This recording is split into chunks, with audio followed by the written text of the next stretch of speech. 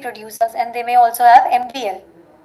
Now, crab, we all know, is one of the hardest ICU pathogens to treat, not only because of the older active drugs, the toxicity profile, and the suboptimal therapeutic ranges that we get with these available drugs. The treatment reality is that the new agents that are available are very mechanism specific. So, if you select the wrong drug for the wrong mechanism, you will not achieve the desired outcome and the control of infection for your patient. And with the availability of the newer beta lactam options that exist, more and more strategies for using sparing colistin and polymyxin are being advocated. So, before I go ahead, just to revise the basic definition, multi-drug resistance means resistant to at least 2, 3 or more antimicrobial classes. XDR is resistant to all but may be susceptible to 1 or 2 classes of antimicrobials. Pan-drug resistant is resistant to all the tested classes, and DTR is resistant to preferred first-line beta-lactams, beta-lactam, beta-lactamase inhibitors, carbapenems as well as fluoroquinolones. So what will happen? It will force the non-standard new drug strategy, especially in bugs like Pseudomonas. So DTR is basically an action label. It tells the clinician that usual high confidence ICU antibiotics that we use are no longer a treatment option for such a pathogen.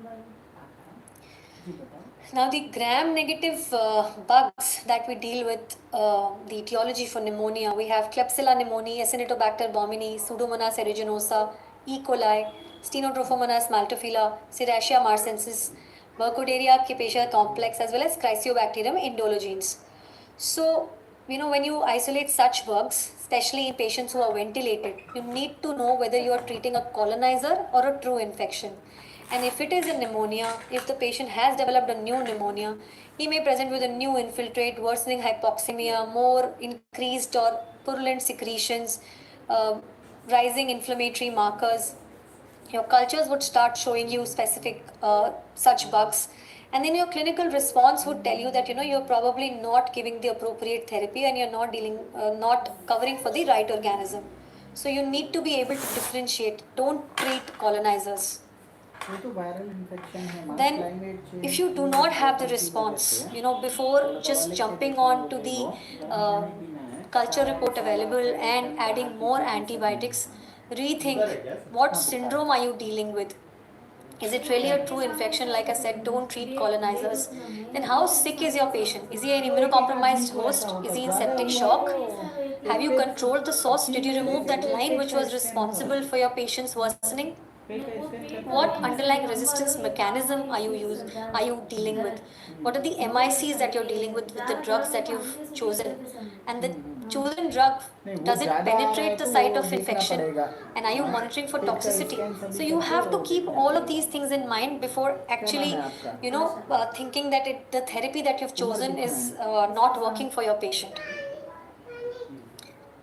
Then when we look at the mechanism and the idle drug, there are various mechanisms and specific drugs which are the ones which they are resistant to, and the drugs which are going to be used as the therapy of choice. For example, in ESBL, there is resistance to third generation cephalosporin. So for invasive disease, carbapenem becomes the drug of choice. For AMC producers, because there is an inducible resistance risk, cefepime or carbapenem depending upon the severity as well as the MIC. For OXA48 or KPC-CRE, carbapenem resistant, but avibactam is active. That is why the ceftazidime avibactam becomes your combination of choice. Then for NDM metallobeta-lactamases, avibactam alone will not inhibit. So you need the Astronam avibactam strategy or cefderichol wherever it's available. For crab, we all know OXA 23, 24, 40, 51, and they may also have NDM resistance. So, sulbactam based strategies and sulbactam, durlobactam, wherever it's available. DTR Pseudomonas, like I said, it's DTR because of multiple mechanisms. So, the available strategy based on AST that there are ceftalazone, tazobactam, imipenem, relebactam, cefderichol, and zidebactam. Then when we talk about the Indian scenario, the Indian pattern and the oxas and NDM and co-production, in cases of carbapenem resistance enterobacteriaceae, we know that they are not just simply KPC, CRE. We have OXA48, NDM as well as co-production. So ceftazidime avibactam alone is going to be an excellent choice for OXA48, but not for NDM co-producers. So if you do not add astronam here, your patient is not going to get better. You have to treat for the co-production. In case of non-fermenters like crab, it's commonly the resistance is OXA driven.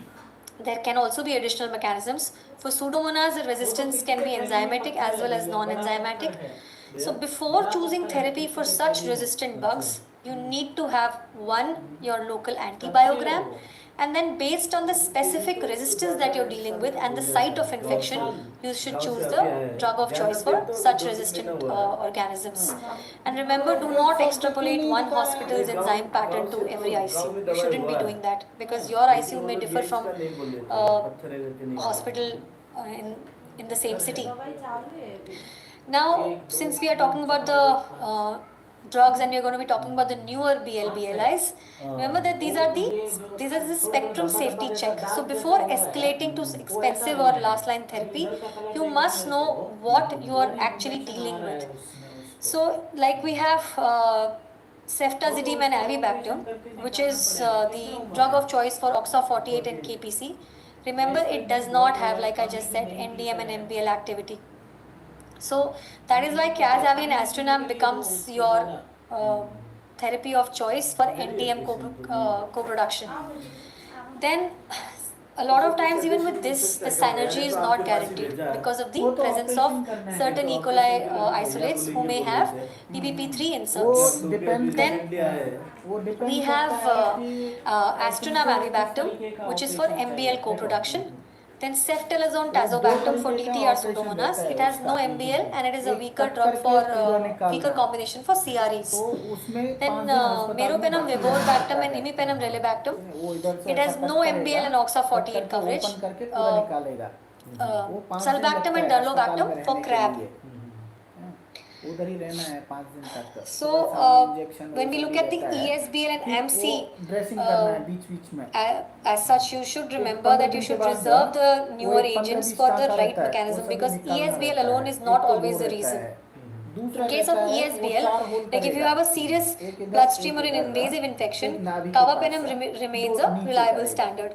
And for lower risk urinary or source controlled infection, carbapenem sparing strategies may also be reasonable if your underlying bug from the urine culture report is susceptible.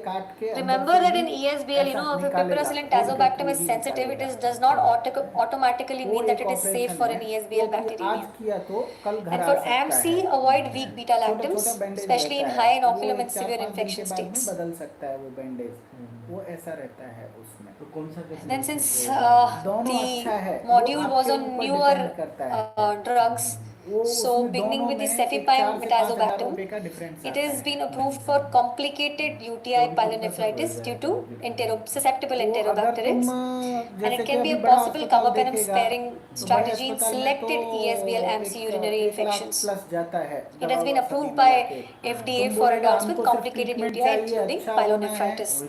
So remember, do not use it as an NDM, MBL drug or OXA and KPC rescue drug, and do not use it as a universal, difficult to treat Pseudomonas drug. लेकिन उधर तुमको line में लगना पड़ेगा. Then a word about the oral penems, oral carbapenems.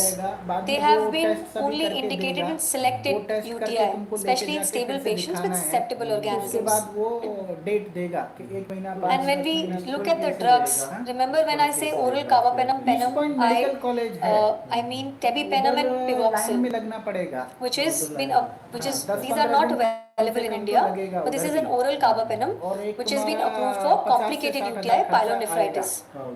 And Salopenem और laparoscopic करेगा कि etsadoxyl नहीं करेगा वो probenicid, भी which is डाउट an है। oral venom मतलब वो approved होल वाला for uncomplicated ओपन तो UTI करेगा, in adult women open with तो 100% limited करेगा, alternatives. होल वाला करेगा कि नहीं Remember, वो these are not देखने का है। substitutes for early IV क्योंकि active उसके लिए therapy जो दवा in आता shock, है वही pneumonia, as कॉस्टली well हो as जाएगा, वो uncontrolled दवा ही source. एक 20 से 25 हजार रुपए का हो जाएगा। Ceftazidime avibactam, I think I've already talked enough.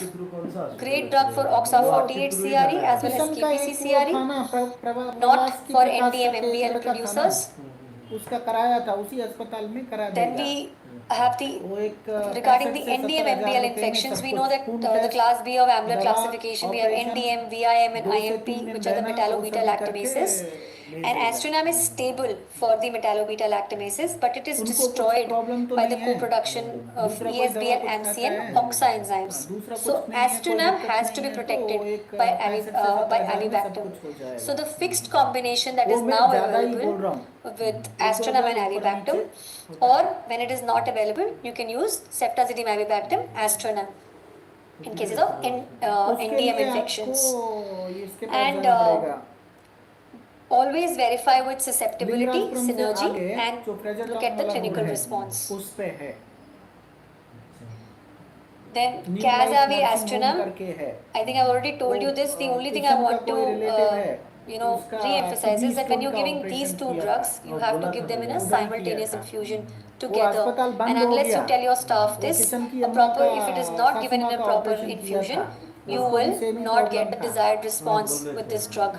उसको भी सेम प्रॉब्लम था, Secondly, वो when तो you इधर ही have किया था, वो NDM E. टाइम coli में आज with कितना PBP3 inserts, this drug will 2022 में not किया था, be a good option. It will 2022 में उसको this therapy will 55,000 fail, लगा था। and it cannot be used as a blind, difficult to treat Pseudomonas option. उनकी बुआ लगती है वो, हाँ, तो उन्होंने भेजा था आने वाले थे, लेकिन मैं Astronam काम से avibactam, busy I think I've already वो mentioned चाहिए this, तो that करके देंगे this is for आपको, NDM प्रॉब्लम MBL नहीं producing है। enterobacterials, and कब करेगा? particularly when we have the कल परसों ESBL लेके AMC जाएंगे हम लोग 2-3 OXA दिन में। co-production, जब which लेके would जाना destroy है तब Astronam आ if जाओ, given इधर alone. से उसको ही बोलते हैं, वो एम्बुलेंस में लेके जाएगा, तो यहीं से लेके जाएगा, तुमको Now, इधर ही से the ड्रॉप कर देगा, PPP3 नहीं तो inserts तुम्हारे घर in ड्रॉप कर NDM E. देगा, coli. So उसका this पैसा नहीं this लेता has है वो emerged in some वो isolates of free E. coli, ambulance, and what it does is basically it raises the but उसको खाली पेट MICs to लेके आना Astronam है, avibactam or Cazavi जब भी astronam, तुम प्लान spite करना of the है correct खाली पेट MBL लेके logic आना that है, I've just been talking क्योंकि वो about. ब्लड टेस्ट सभी होगा So उसको, if your NDM E. Blood coli test is करने not के बाद ही responding, सब कुछ you रेडी may होने have के to बाद discuss करेगा with your ऑपरेशन, microbiologist क्योंकि अगर as तुम well as बाहर take से your ब्लड ID टेस्ट कराएगा कम specialist's से कम 4-5 हजार opinion रुपये ब्लड and टेस्ट में think भी of जाएगा, the alternative drugs depending तो upon the वो site लोग of क्या है वो infection पूरा टेस्ट like सभी उधर ही करते phosphomycin, हैं, polymyxin B, इसीलिए वो क्या cefderichol है कि or सब में combination थोड़ा based थोड़ा on the उनको MIC एक as well as the patient 500 status. रुपये भी सब में बचा तो वो उधर से उनको कवर अप हो जाता है, Now, अगर हम बाहर से cefderichol is blood a test करके आएंगे तो siderophore वो ब्लड टेस्ट का cephalosporin, and it 2-3 हजार is रुपये been कम approved करता for है बस, selected और हम CRE बाहर MBL कराएंगे तो 4-5 producers हजार as रुपये well as होता है, DTR Pseudomonas when susceptible. ऐसा।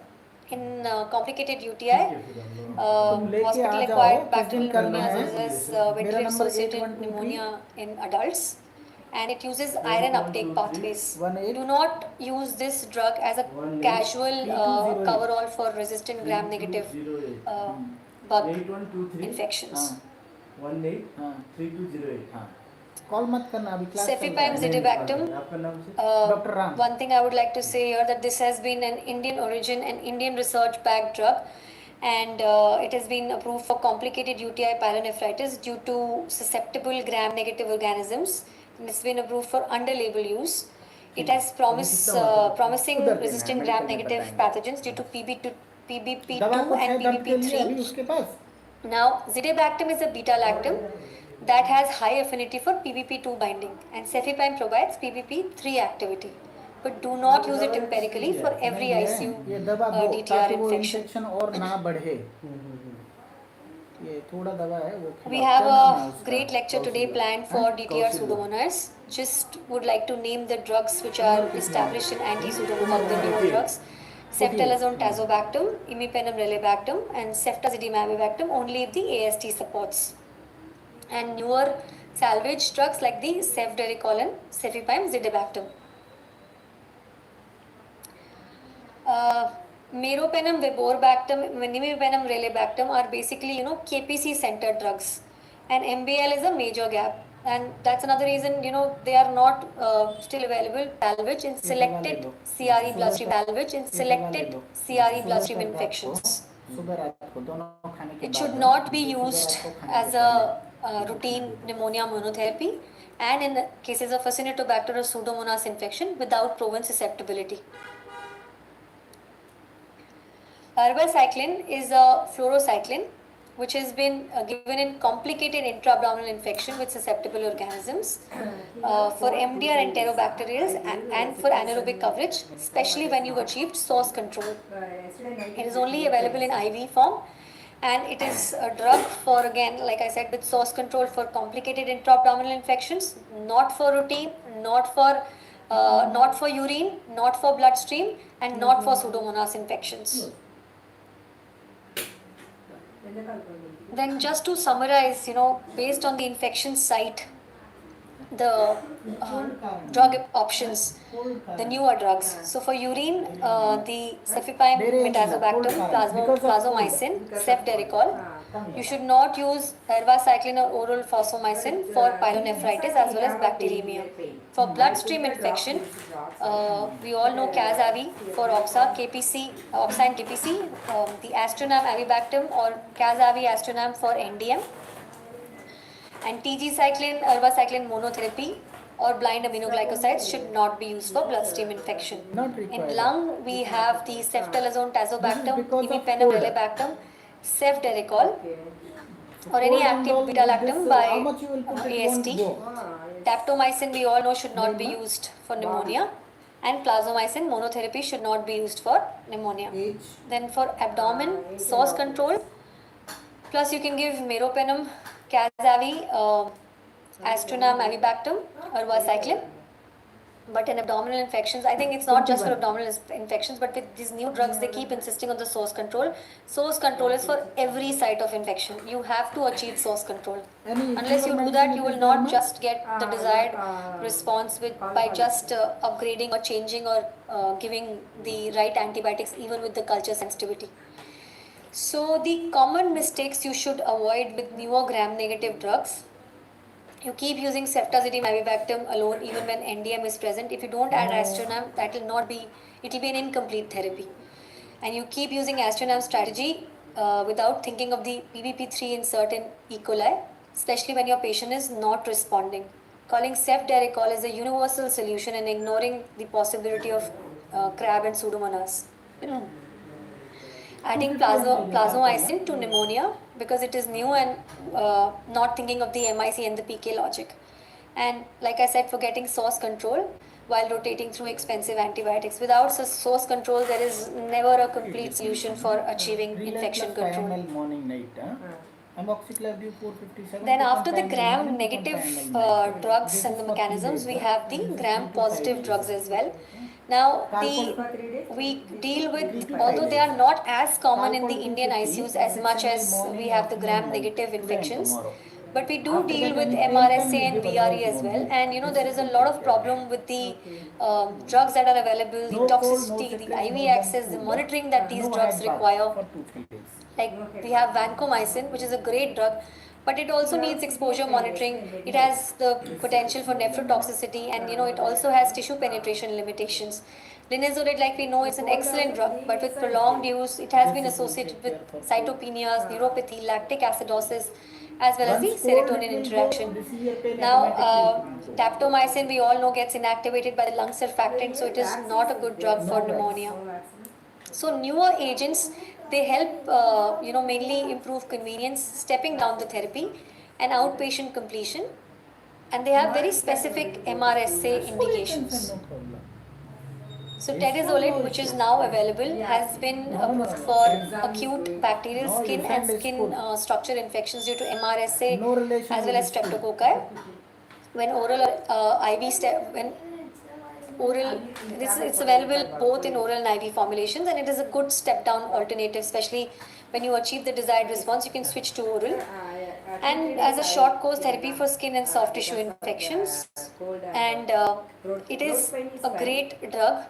The advantage is that it's once daily dosing, like if I compare it to linezolid, and as compared, it has lesser side effects. If suppose 3 days to course linezolid. over, take 2 more days extra. Then ceftaroline is an MRSA active cephalosporin, again for acute bacterial skin and skin structure infections and community acquired bacterial pneumonia when MRSA coverage is needed, and selected MRSA bacteremia salvage combination. Then ceftobipirol is been approved for Staphylococcus aureus bacteremia, including right-sided infective endocarditis, as well as for acute bacterial skin and skin structure infections, as well as community-acquired bacterial pneumonia. It has been FDA approved for these four in 2024. Then dalbenosin and ortevenicin is been, they've been used for basically outpatient parenteral antibiotic therapy for acute bacterial skin structure infections due to gram-positive, including MRSA. It is a single dose or can be used as weekly strategies. Levonadifloxacin, again Indian anti-MRSA quinolone, approved for selected skin and soft tissue infections as well as diabetic foot and polymicrobial infections. It has also been used in certain other conditions, but approved for skin and soft tissue infections. The potential advantage is that it works in acidic pH activity and has high intrapulmonary concentration. And when you look at the QT prolongation, it has lesser problems as associated with other quinolones for QT prolongation. So when we look at the gram-positive drugs and their placement for infections, so for tedizolid, it has been approved for acute bacterial skin and skin structure infections as an oral as well as IV therapy. Ceftaroline for MRSA skin and CABP. Ceftobipirol for Staphylococcus aureus infection as well as bacteremia as well as right-sided infective endocarditis. Dalbenosin, ortevenicin for ABSSI as well as for the OPAT simplification, and levonadifloxacin for selected skin soft tissue infections as well as diabetic foot. Gram-negative drugs, the ESBL, AMC, UTI, you have cefepime, midazobactam. Oxa, KPC, CRE, we have Cazavi, and meropenem, viborbactam, and imipenem, relebactam for KPC, although we don't see that KPC in our Indian ICUs. NDM, MBL, you know about Astronam, avibactam as well as Cazavi, Astronam. For CRE, complicated UTI, plazomicin, cefdoricol were available. Complicated intra-abdominal infection with MDR, source control and ervacycline when susceptible. DTR, Pseudomonas, ceftalazone, tazobactam, imipenem, relebactam, cefdoricol, and cefepime zidibactam by AST.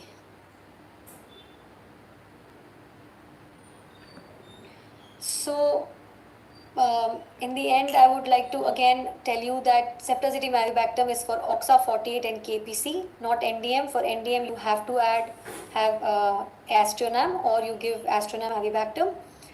Cefepime Dazobactam for ESBL AMC complicated UTI, plazomicin for CRE complicated UTI, ervacycline for MDR complicated intra-abdominal infection with source control.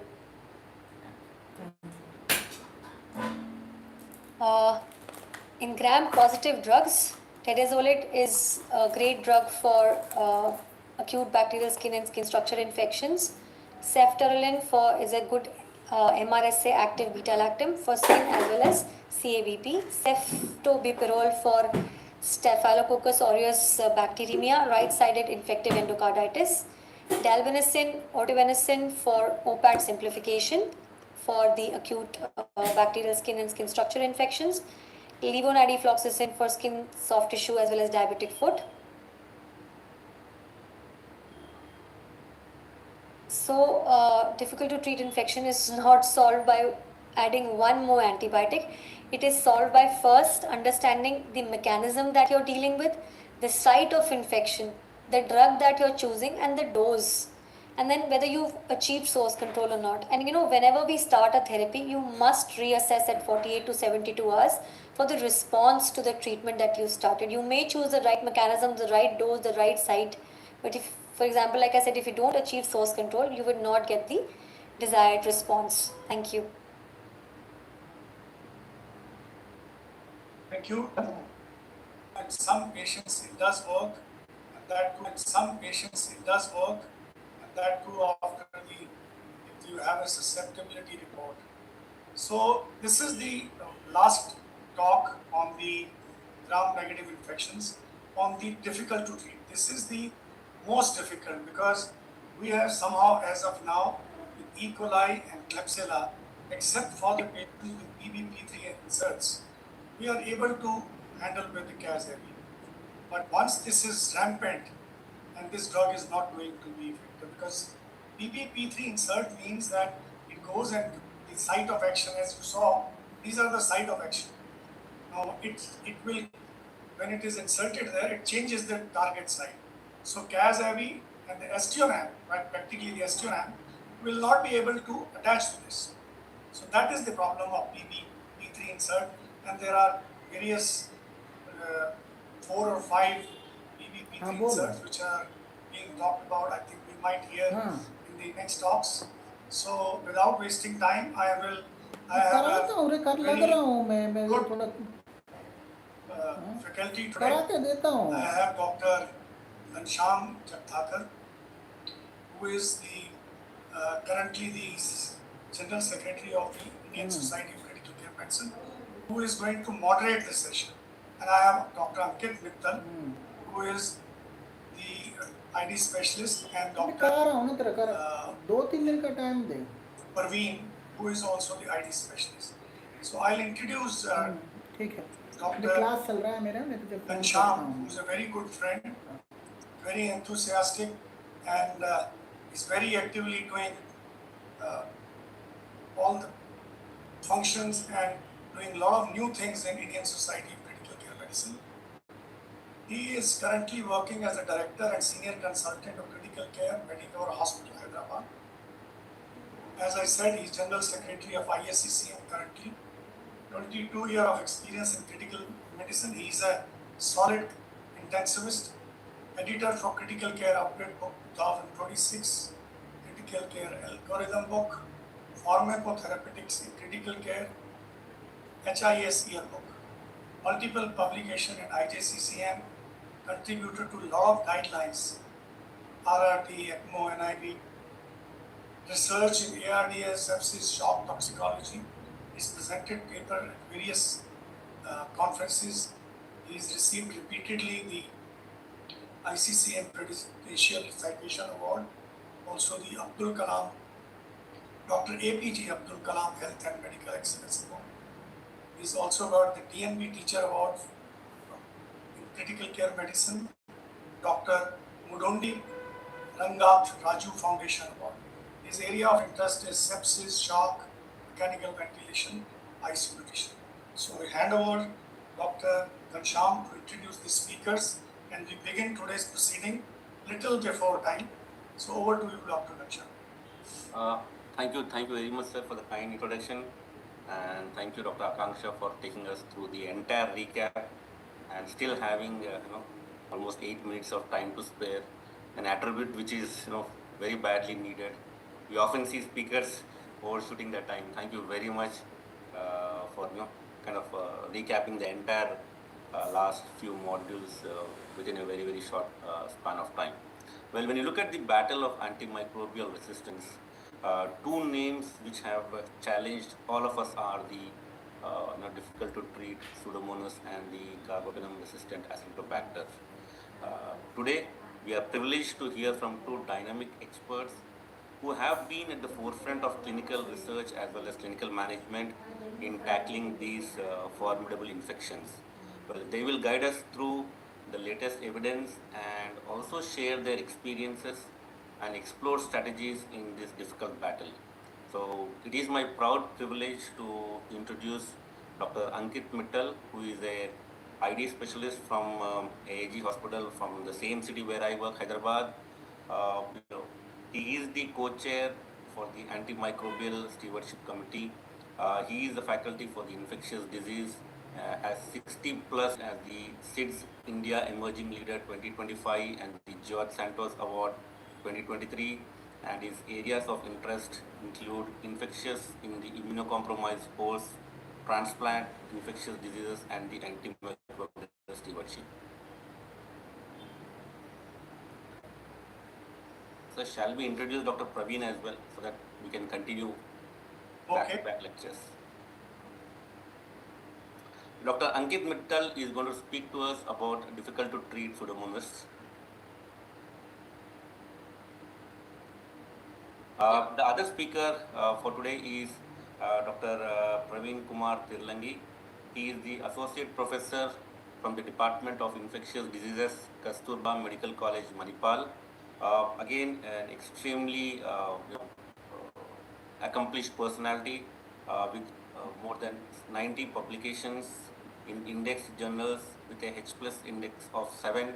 He is also the associate editor for the Oxford Medical Case Reports. He has multiple awards, the CIDS Emerging Leader Award 2025, Best Research Award MAHE 2025, and he was the highly cited author from ASM Journals 2024. His areas of interest include sepsis, intersection of infections, immunology, and intensive care. Over to you, Dr. Ankit and Dr. Praveen. I'll just share my screen. Just give me a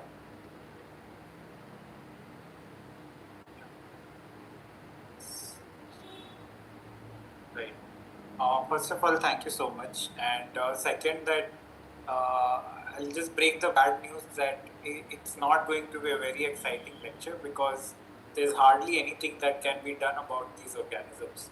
So I feel that Acinetobacter is still more manageable than a carbapenem resistant or almost a pan drug resistant Pseudomonas. And most of what we will discuss today will become theory once cefepime-zidibactam is available. So, I mean, we have had our share of pan drug resistant Pseudomonas cases, and we were, somehow able to use this drug for 6 patients. One of which was obviously Dr. Praveen when he was working at AIG hospitals. And the drug did really well for when all other treatment options had failed. So I'm pretty certain that whatever we discussed today, in terms of pharmacokinetics, pharmacodynamics, combination strategies, but all of them will become redundant once cefepime-zidibactam is available. But I wouldn't, suggest that this should be the go-to drug for everything. We still need to know where to use the appropriate drug and at what doses. And Dr. Akanksha has already kind of summarized almost every antibiotic there is to deal with drug-resistant infections. But what I'll try to do is we'll try to tweak the discussion towards the pharmacokinetics and pharmacodynamics side, and also try to understand a little bit of resistance mechanism because culture reports do not come with the resistance mechanism. You have to interpret what could be the underlying resistance mechanism.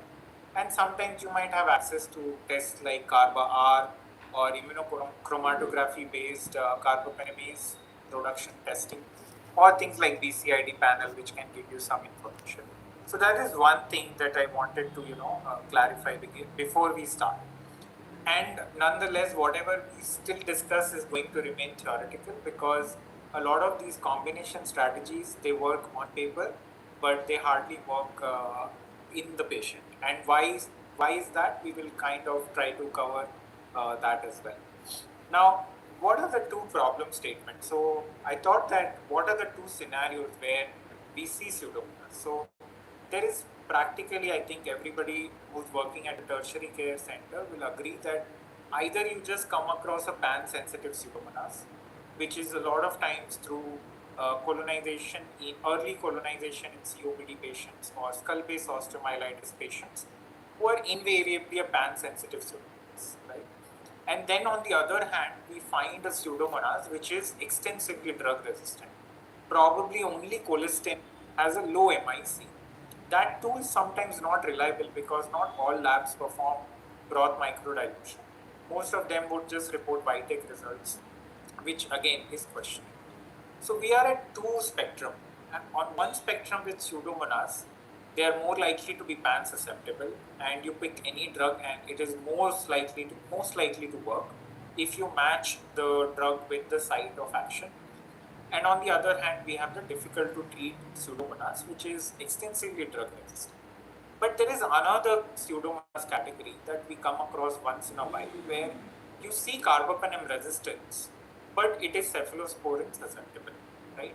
And this is where a lot of times I see my colleagues who come up to, for a consult or something, where they kind of doubt the reliability of the report, because the conventional understanding is if it is carbapenem resistant, how could something be cephalosporin susceptible? And that is something which is very unique to Pseudomonas and that we will discuss. So for example, in case 1, which we'll take up, it will be a carbapenem resistant but a cephalosporin susceptible Pseudomonas, whereas case 2 is going to be a kind of the usual Pseudomonas that all of us must be seeing, where either a colistin MIC will be between 0.5 to 2, or sometimes even colistin doesn't work. And therefore, the question that we have to answer in both the situation is kind of different. So for the first case, what we are looking to answer is what drug to choose and whether I am dosing it correctly. Should I escalate? The answer is always no.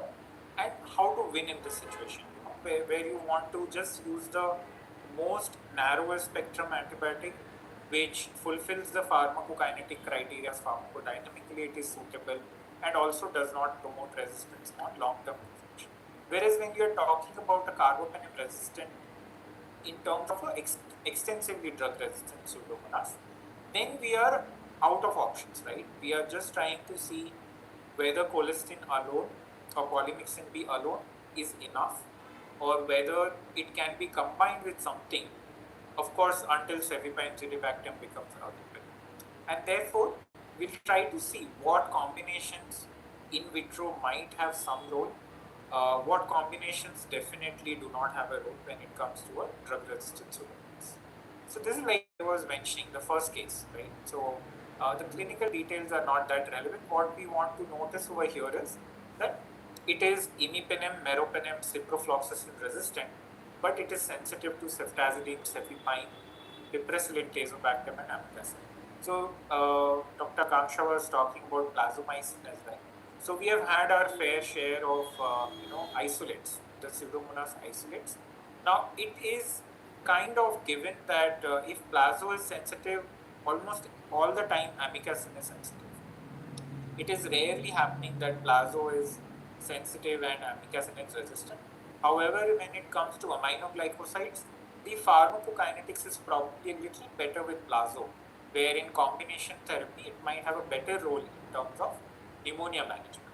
Because traditionally, aminoglycosides are considered that they are not very good in terms of lung penetration, unless you are using it as an adjunct, as an inhalational therapy. So that is a side note on aminoglycosides, but invariably you are likely to again see that aminoglycosides are going to be resistant for the particular type of Pseudomonas that we are trying to discuss.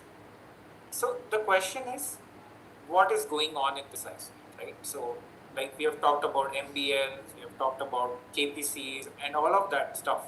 But like I said, the report doesn't mention it, right? So question is, can you take this report at face value, or should you ask for a CARBA-R, or should you ask for that immunochromatography test, or should you do a BCID panel? The answer is that you do not need to ask for any additional test, and you can take this at face value. Now let's try to break it down. For example, it cannot be a carbapenemase mediated resistance in this case, because every carbapenemase which kills or which neutralizes the carbapenems will also neutralize the cephalosporins. So in this case, a susceptible cephalosporin argues strongly against the carbapenemase production, and therefore it is not required to investigate further. But what you can do is you can go as per the susceptibility. But then the question will be whether you should use ceftazidime, whether you should use cefepime, what are the relevance of the MICs that we will try to discuss in the next slides. So what are the mechanism at play that we are trying to discuss over here is it's related to the porin loss, or it could be related to the overexpression of the efflux pump. So the idea is not to memorize the names of the porins or the efflux pumps. Basically, there is a porin which is OPRD, which has specific uptake for imipenem. So there could be situations where it is imipenem resistant but meropenem sensitive, or imipenem resistant with a slightly elevated MICs to meropenem. That would primarily be because of the porin loss, right? But let's say there is imipenem resistance as well as meropenem resistance, right? So in that case, there could be an efflux pump mediated mechanism, because you can see that the efflux pump preferentially expels meropenem, but imipenem is generally not a substrate for efflux pump. So you can have a situation where it is imipenem resistant, meropenem sensitive. You can think of porin loss. You can have a situation where meropenem resistant, imipenem sensitive. You can think of an isolated efflux overexpression. But a lot of times these are theoretical calculations. Most of the times these things will coexist. So you might have a situation where it is imipenem resistant, meropenem resistant, and cephalosporin sensitive, which was the situation in our case that we discussed, and it is likely due to porin loss combined with an efflux pump overexpression. What else does this efflux pump expels from within the cell? That would be ciprofloxacin. So a ciprofloxacin resistance, a borderline astronome susceptibility with carbapenem resistance is invariably associated with a OPRD loss plus efflux pump overexpression. Now, again, this is not a common scenario in our isotopes, right? A lot of times we just see everything is resistant, which is more likely to be, in addition to all this, it is more likely to be carbapenemase associated, right? It again won't be alone mediated by carbapenemases, but it would be most likely associated with a combination of porin loss, efflux pump overexpression, and carbapenemases. So, is this a difficult to treat Pseudomonas? I mean, technically it is, but definition wise it is not. And these definitions do not have a lot of clinical implications, right? What you have to do is you just need to see whether the report is correct. A lot of times, unreliable labs, where there are not good microbiology support, they may make errors in terms of reporting the isolate. But if it's from a good lab, then you can go with the drug which is reported as susceptible, the cephalosporins, and therefore you do not need to escalate to cefiderocol or ceftolozone tazobactam or ceftazidime avibactam or imipenem. Now, while I have mentioned all these 4 antibiotics, none of them are available except for ceftazidime avibactam. Cefiderocol is available through import route. It is not CDSC approved. So, if you are anyway bringing the drug for any patient on compassionate use grounds in India, please make sure that you follow all the regulations. We have used it for few patients. The results have been kind of mixed, which I'll talk about it when we talk about the extensively drug-resistant Pseudomonas. Now the question is, what do I use, right? Should I go with cefepime? Should I go with ceftazidime? Now in this case, we can prefer cefepime because cefepime is less affected by porin defects and it does not lead to AMC hyperproduction. Whereas on the other hand, ceftazidime is a classic selector of the de-repressed AMC on therapy. So I'm sure these things have been discussed previously, that there are a group of organisms that have inducible AMC, right, which can then make cephalosporins ineffective while on treatment, and Pseudomonas can have inducible AMC. Now, all cephalosporins do not induce the production of AMC, but ceftazidime is one of those antibiotics that can induce the production of AMC. On the other hand, cefepime does not induce production of AMC. Any which way, it is stable against the AMC enzymes, right? Next point is, what should be the interpretation of the MICs? Now, generally, the wild type MICs will be around 0.5 to 2. In this isolate, the MIC is a little higher, right? It is around 4. Now, that is because of the efflux pump overexpression, that the MICs generally has gone up, and therefore, you should try to use the highest possible dose in these cases that is approved, and not start with a lower dose. The other thing is there's a traditional concept of dual anti-pseudomonal coverage. Now this dual anti-pseudomonal coverage concept is for empirical therapy, where risk factor for Pseudomonas is a lot of risk factors are there, and since delaying therapy is associated with adverse outcomes, you are justified in starting a combination antibiotic targeting Pseudomonas. But once you have the susceptibility available, an additional aminoglycoside generally does not add much value unless source control is difficult. There are other issues that you cannot deal with. You cannot optimize the doses of the other drug. Then you may have some role as an adjunct. Next, source control is the intervention. It can never be overemphasized because we do see patients where they just keep coming back with recurrent bloodstream infection. For example, there's a liver transplant patient who probably has a cholangitis, and he keeps coming back with recurrent sepsis. Now the problem is the USG will not show IHBRD in these patients because they might just be having involvement of some small biliary ductules somewhere in the liver. So you have to be upfront. You have to go for better imaging like MRCP. Sometimes they might request stenting, and unless we do it, none of what we do otherwise really matters. Next is reassess the MIC. The course is prolonged. This is very important because on treatment the MICs can go up. So this isolate is already around, the MIC is around 4 to 8, which is just around borderline susceptible.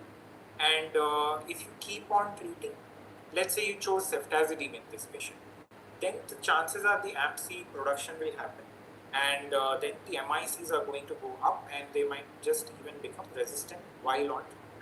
So any patient with a plan for a prolonged antibiotic therapy, just be a little wary about what antibiotic you have chosen, how long are you planning to treat, and whether there is a possibility of on-treatment resistance in this case.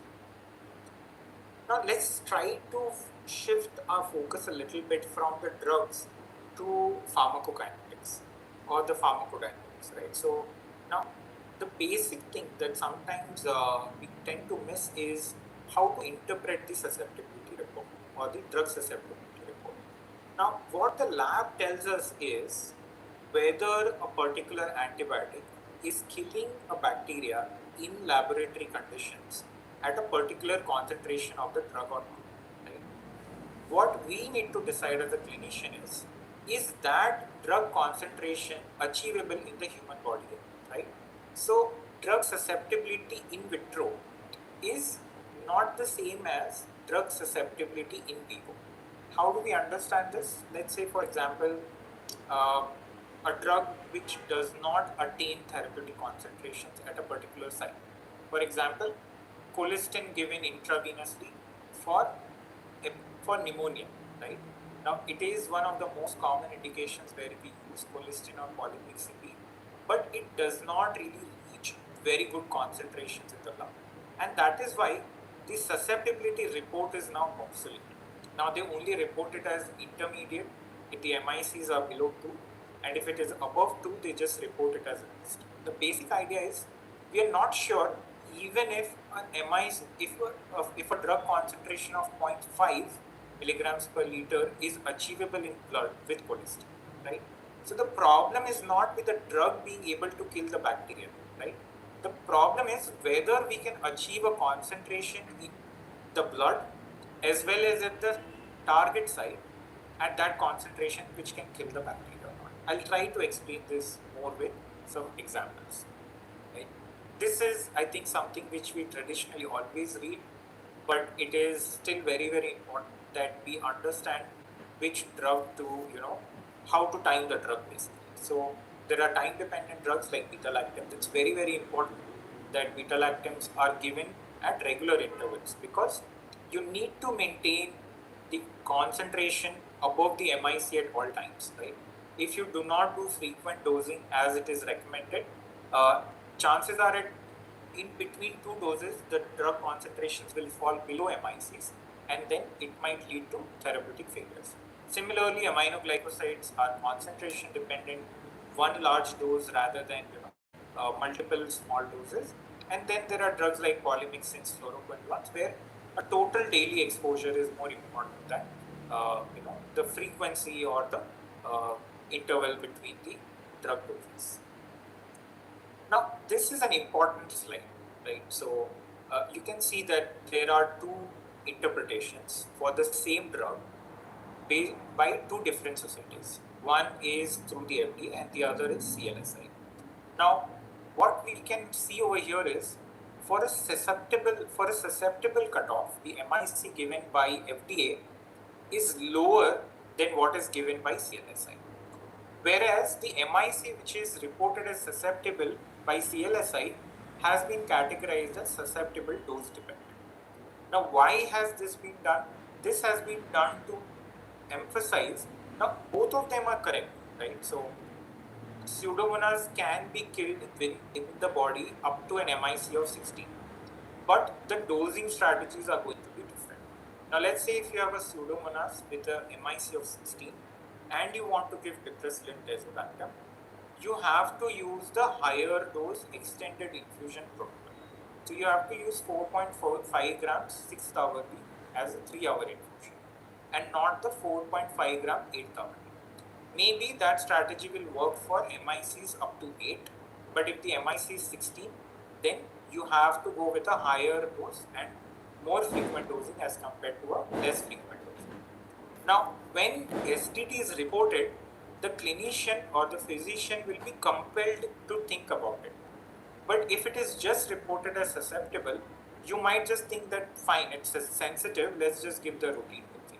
So that is why FDA has chosen to use the SDT, whereas CLSI still maintains susceptible. Practically, in my opinion, the SDT conversation is more important so that it makes you think that whether I should go with the standard doses or whether I should go with a higher dose. Now, both of them agree that MIC 32 and above is not achievable. The concentration is not achievable in the blood, and therefore 32 and above it should be considered as resistant, right? But the basic point I wanted to drive home over here is SDD versus S, that is susceptible versus susceptible dose dependent. Whenever SDD is reported, you have to go with a higher dose. The same logic applies for Enterococcus faecium, where daptomycin is no longer reported as susceptible. They report it as susceptible dose dependent irrespective of the MIC. I mean, as long as it is not in the resistant category. The only reason to do that is that you don't do a lower dose, the standard dose, which sometimes work with staph.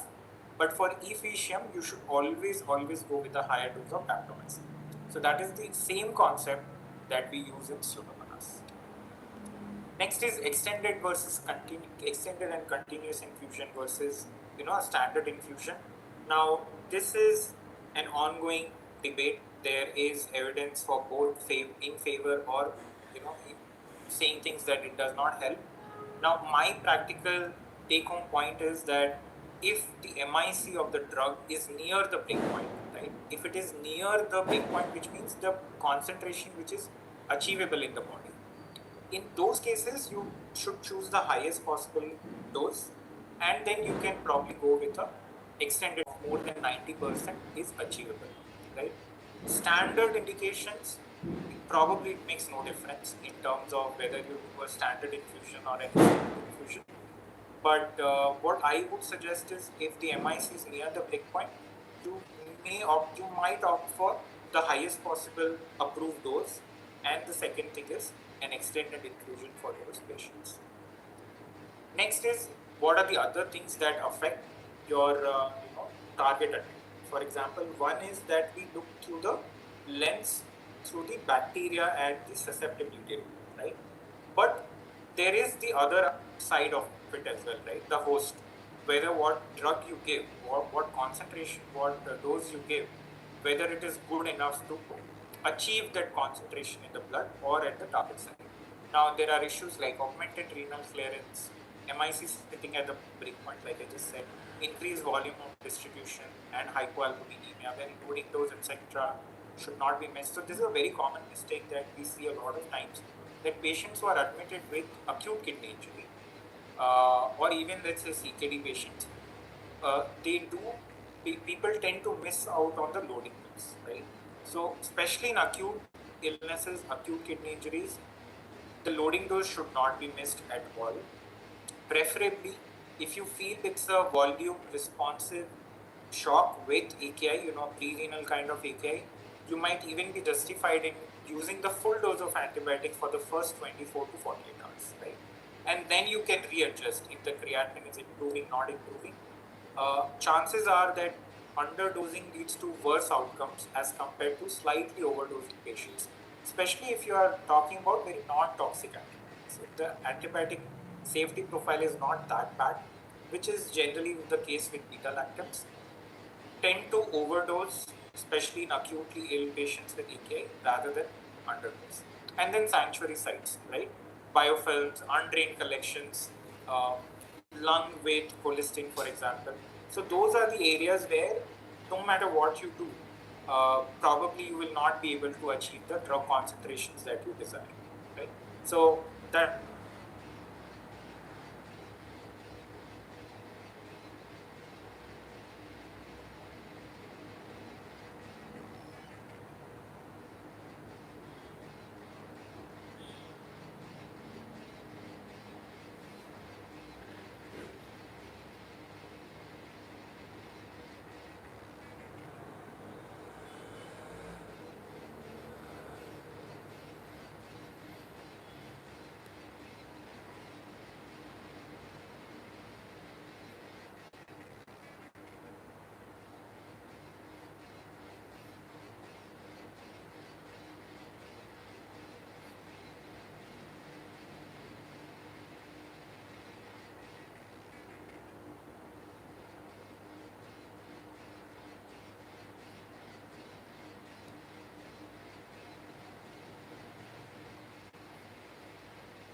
I think it's net problem probably. Yeah.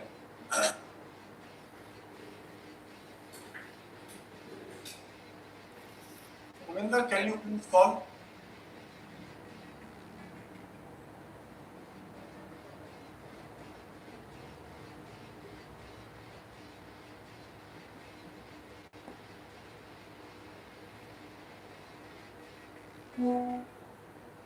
He's saying 1 minute, so he's going to again that. So we'll give him more time anyway. Tell him also he should not hurry up. So just please bear with us for this technical glitch.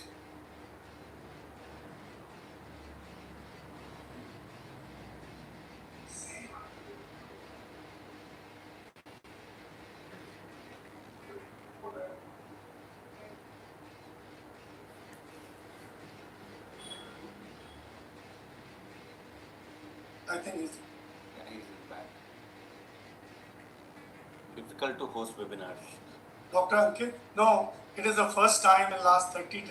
I mean, it is the Dr. Ankit. You can take more time, so just finish your slides. No problem. yeah. I'll just take like 5 more, 5-10 minutes. No, you can go at ease. No problem. Fine. And if you could just help me, where did I disconnect? I think little behind this. Go to number 12. Go back. There was a chart. You were, I think. SDD isolate. Yeah, this one. The 4 Okay, missing. fine. Okay, sorry for that inconvenience, but I'll just pick up from this slide. So, like we were discussing, that we do need to, target the right drug at the right site, and colistin does not really reach those concentrations. And so let's say there is a Pseudomonas where the MIC is 2, right? The maximum concentration that you can safely achieve with colistin in the epithelial lung fluid is 2 milligrams per liter, right? So even in the best case scenario, you will just be hitting the MIC of that Pseudomonas, right? So if the MIC is close to 0.25, 0.5, then you are still likely to achieve 2 times or 4 times the MICs. But otherwise, it's really, really difficult to achieve good concentration in the lung with colistin. Now, this is just a basic differentiation between colistin and poly B. Just one take-home point from this is, for almost everything you can use poly B. It is the active drug. It does not require renal modification. It is not nephrotoxic. But for UTIs, you need to use colistin. That is the main take-home point. And also nebulized form, colistin is used, polymyxin is generally not used. And the other thing is neurotoxicity. We do see some patients reporting tingling sensation, perioral numbness with polymyxin B, which we have not encountered so much with colistin. So these are the major differences, but otherwise, these are just interchangeable drugs. So that was all about, like one of the common scenarios, and this is the most difficult scenario where probably there's not a lot to do. I mean, it will just be a theoretical discussion because, like I said, hardly anything will achieve the outcome that we want unless we have a very good drug, which is going to be cefepime-zidibactam in the coming future. If we had cefiderocol available, then this is that perfect scenario where you can check for cefiderocol. Now, whatever our limited experience with cefiderocol is with, I think, 4 or 5 patients, we have seen that the MICs are on the higher side. They are not resistant, but they are in the they're very close to the break point. So we do have a little bit of experience, but I will not cite it. I will not suggest that you should go by our experience unless you have the drug susceptibility available yourself. You should check the DST and only then offer the drug, because right now it is absolutely like a horribly expensive drug to use in anyone. Now, why does newer agents like ceftazidime-avibactam astronam or avibactam astronam do not work for carbapenem-resistant Pseudomonas? It's just because whatever we have discussed so far, and Dr. Akanksha has also covered the same concept, where the drug resistance is not necessarily enzymatic. So it is not that enzymes don't play a role. We have n number of cases where we do PCID panels for Pseudomonas. It turns out to be NTM mediated. But the point is that it is not just NTM mediated. If it was just NTM mediated, you would still be able to get away with avibactam astronam kind of a situation, right? But invariably, these isolates have a negative synergy result, and that is most likely because of presence of other mechanisms like porin loss, efflux overexpression, etc. Right? So that is a major reason why these combination strategies don't work for Pseudomonas. And this is about cefiderocol. Now, it was touted as the best drug ever, a drug which cannot become resistant, but we should never underestimate the bacteria. Why I say this is because the same theory or the same thought process is right now going on with cefepime-zidibactam, where it is kind of believed that it is going to be very difficult for the bacteria to develop resistance to cefepime-zidibactam. But same was thought about cefiderocol because it utilized the iron transporters, right? And scientists or developers thought that iron is such an essential process, iron uptake is such an essential process for the bacteria that it will never be able to overcome this mechanism of action. And in India, even if cefiderocol was never used, surveillance studies, lab studies have documented that there is a existing resistance to cefiderocol. So we should never underestimate the capabilities of a bacteria. It is most likely to outsmart us no matter what antibiotic we develop. And this is just one slide on combination, and trust me, it doesn't help most of the times unless you have low MICs to the colistin. Now, if you have a situation where the colistin MICs 2 or above, 100%, like I can't say 100%, 99% it won't work, whatever strategy you choose. But if you go by in vitro data, then the possible combinations are things like poly B with fosfomycin, poly B with high dose meropenem, poly B with ceftazidime-avibactam. You can have poly B sparing regimens like fosfomycin with astronam. Now, we have had few cases where we have employed these strategies. We have seen some success, but again, we were able to do source control in those patients, right? So I cannot attribute the success to the drug combination. Maybe poly B alone would have worked because the MICs were below 0.5, but it worked only because we were able to do source control. So I wouldn't think otherwise that the drug combination did wonders, but I would still believe that the source control was a more helpful intervention in those cases. And biofilm again, so this is again a very important concept. So you will be seeing a lot of in vitro studies where you will see triple drug combinations like poly B with imipenem with rifampicin, right? Now the idea over here is in the lab, every drug is going to eventually kill the bacteria at some or the other concentration, right? Question is always whether the drug concentration is achievable in the human serum or not. And the answer is invariably no. So irrespective of what concentration the bacteria is getting killed in the lab, it makes no sense unless that concentration is achievable in the serum. So invariably the answer is that nothing is going to work in these cases. Next is, we were talking about if colistin does not work in vivo through blood, when you give it through blood and for the lungs, should the nebulized colistin work? Again, the answer is probably it doesn't work. So even the guidelines are kind of, they're very conditional in terms of recommendations. The problem is the drug is very large. So even if you use like the best nebulizer, the ultrasonic nebulizers, still the drug molecules are going to be big enough. Next is the aerosols will go wherever the air goes, right? So let's say there is a consolidated part of the lung.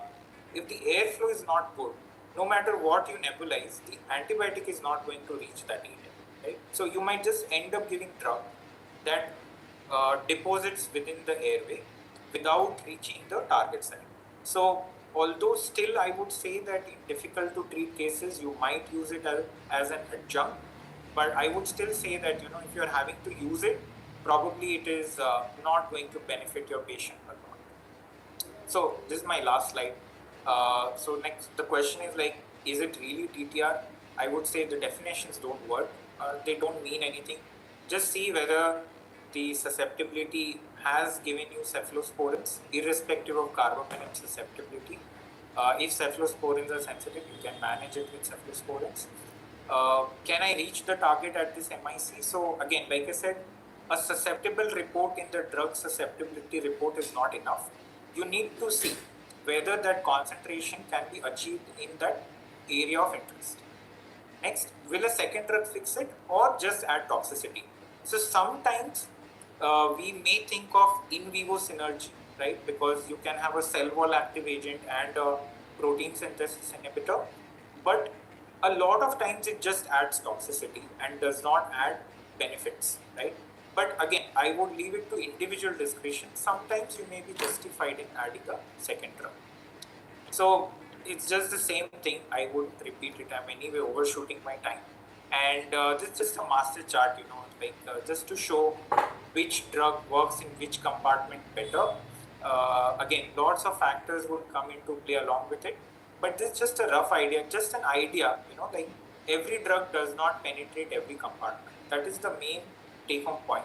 And whenever you're choosing the antibiotic, just look at whether the antibiotic will reach the desired concentration in the area of interest. With this, I would just end my presentation, and sorry for shooting over my time. Thanks.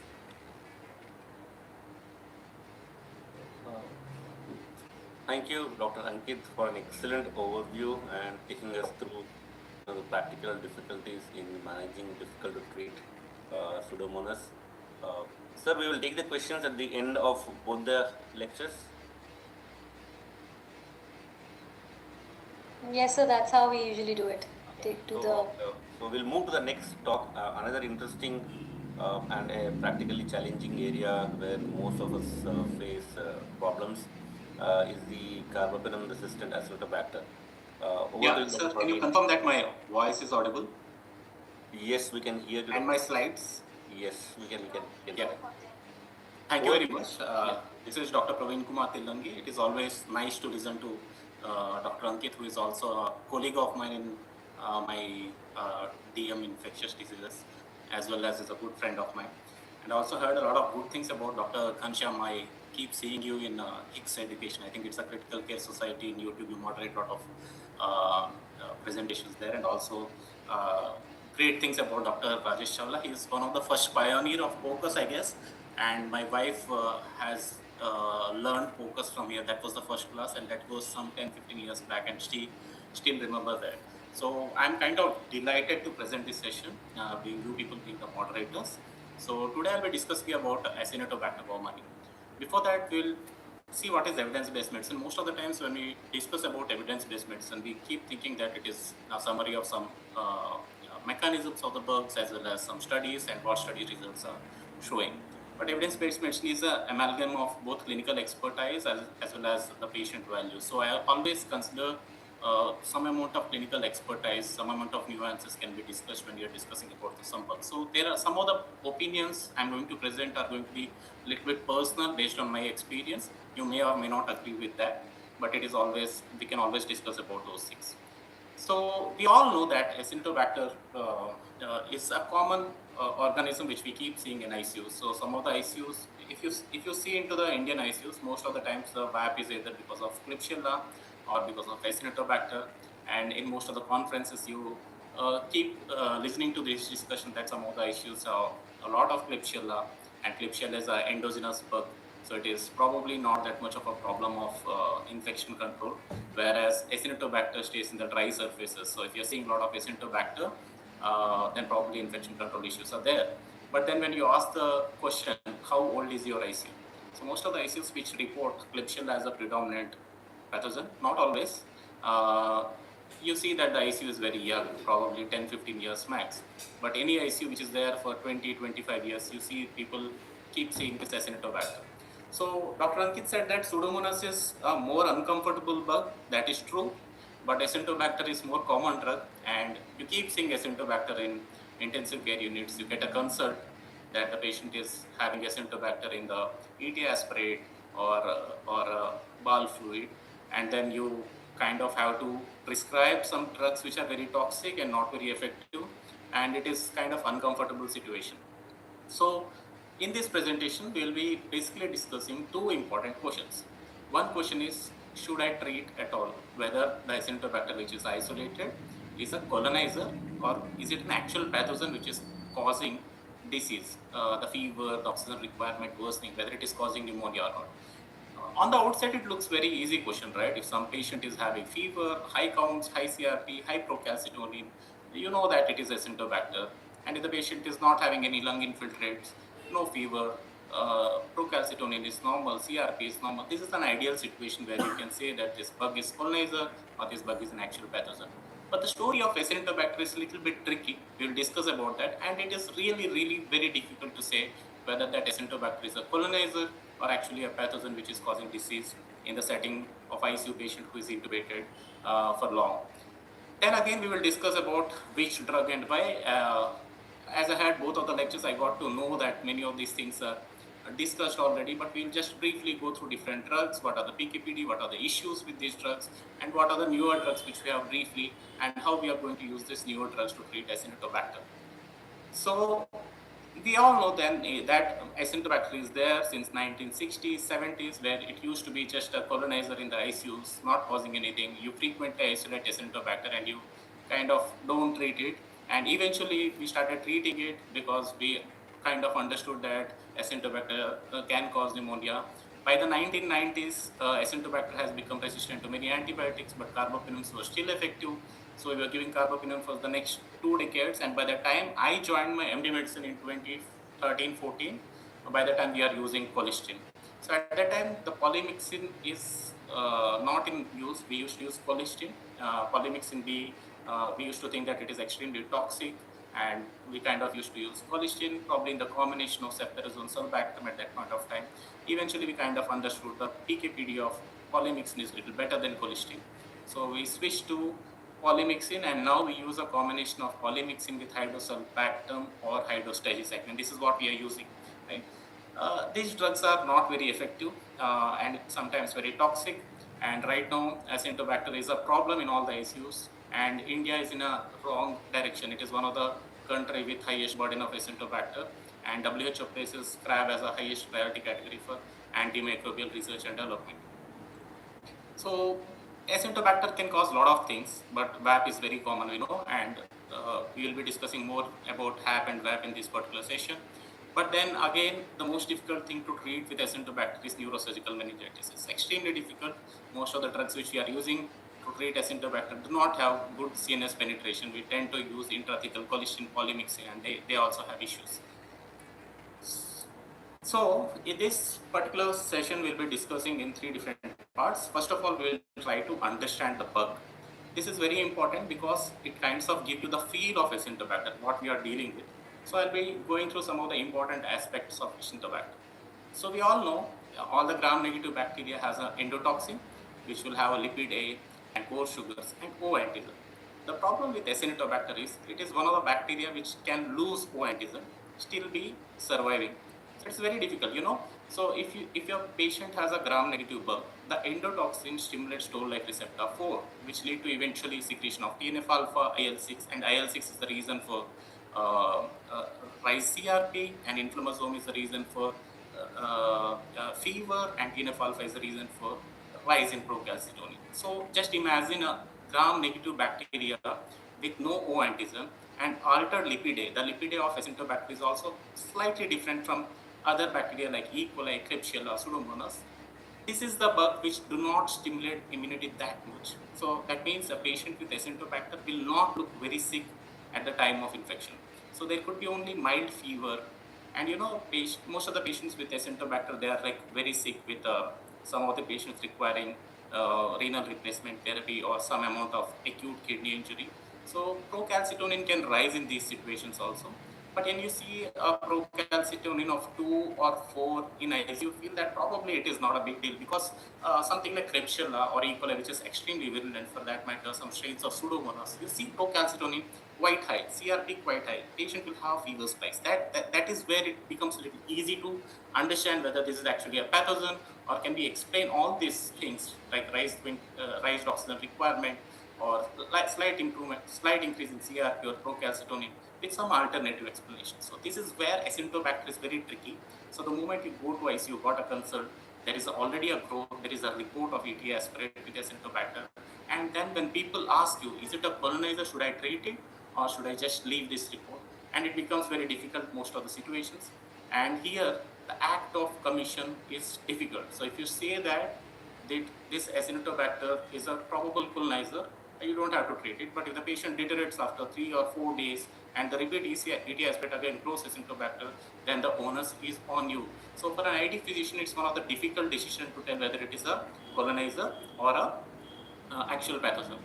The second issue with Acinetobacter is it survives on the dry surfaces. Now, if you have a ICU with a lot of Pseudomonas, Serratia, Elizabethingia, Stenotrophomonas, you know the issue is with plumbing.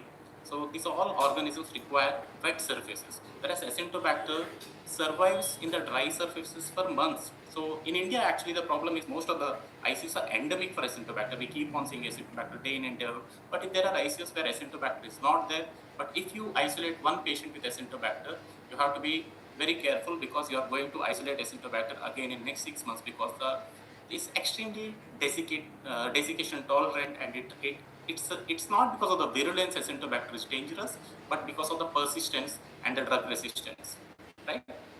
It also tends to form biofilms. Now you have a patient with ET tube and there is a Acinetobacter sitting there, which is forming microcolonies. Eventually the biofilm matures. In that, each Acinetobacter will talk to other Acinetobacter through quorum sensing, and they will discuss about how virulent and how resistant it has to be. But your ET tube and the ventilatory tubings are colonized with Acinetobacter. Now, every time in infectious disease, we keep on talking about source control. What about ET tube? You cannot keep exchanging ET tubes, which is very difficult. Few people have tried it, but during the exchange itself, patient can have an arrest.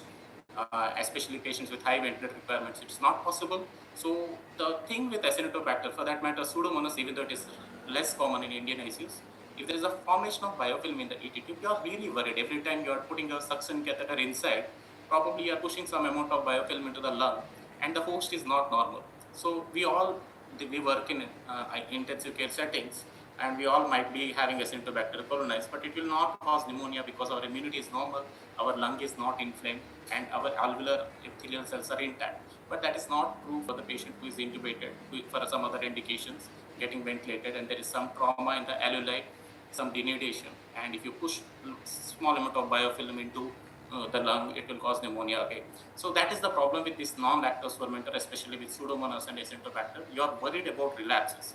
That is the reason why all the studies where we look into the short course treatment versus long course treatments, like 7 days versus 14 days. These non-lactose fermenting bacteria will little bit irritate. There are a lot of studies where Pseudomonas and Acinetobacter have higher relapse rate, but that doesn't mean that prolongation of antibiotics will help these patients. So they are likely to have higher relapse rates, and once you treat this bugs, probably you can stop, and once the patient relapses, and if he's still in ICU, not extubated, then probably you have to restart the treatment after some time. So more and more evidence is coming towards lesser duration. Once the patient improves, probably you can stop antibiotics compared to prolonging the duration of antibiotics. What about the virulence? Now, Acinetobacter, we discussed about no O saccharide lipopolysaccharide. It's a lipo-oligosaccharide, so it has to have some virulence factor. The capsule is one of the most important factor which leads to immune evasion in Acinetobacter, and it also has siderophores like all other bacteria, and the specific siderophore is Acinetobacter, and these are the mechanisms by which we made an antibiotic called cefiderocol. We'll be discussing a little more about cefiderocol eventually. What about resistance? Now, when we are talking about Klebsiella, which is a master of plasmids, it takes the plasmids from the environment, same with E. coli, and it will have like KPC of 48 NDM, which we have discussed. For Pseudomonas, it's more about pouring channels and efflux pumps, even though it can also have enzymes. But in Acinetobacter, it is most of the times it has all of them together. So Acinetobacter has something called genomic resistant islands in the chromosomes. So once Acinetobacter takes this genes of resistance, it will subsequently spread it to progeny. So the interesting factor about Acinetobacter is, in the setting of high carbapenem use, frequent ventilator associated pneumonias, the Acinetobacter has evolved worldwide. There are 3 lineages, but lineage 2, international lineage 2 is most common. So it doesn't matter whether I am working in Manipal, you are working in Delhi, if you are isolating Acinetobacter, most of the times it is lineage 2. So it has evolved into a single lineage with multiple drug resistant mechanisms, and we'll look into the drug resistant mechanisms. So Acinetobacter, all the Acinetobacter have something called OXA51, which produces carbapinamases, which are very weak carbapinamases, unless there is a another promoter mutation, like if there is an insertion sequence called ABA1 in front of OXA51, it will lead to a lot of production of OXA51 that will lead to carbapinum resistance. OXA23, we discussed about OXA23, OXA23, 24, 40, OXA58 are the common mechanisms of Acinetobacter carbapenem resistance.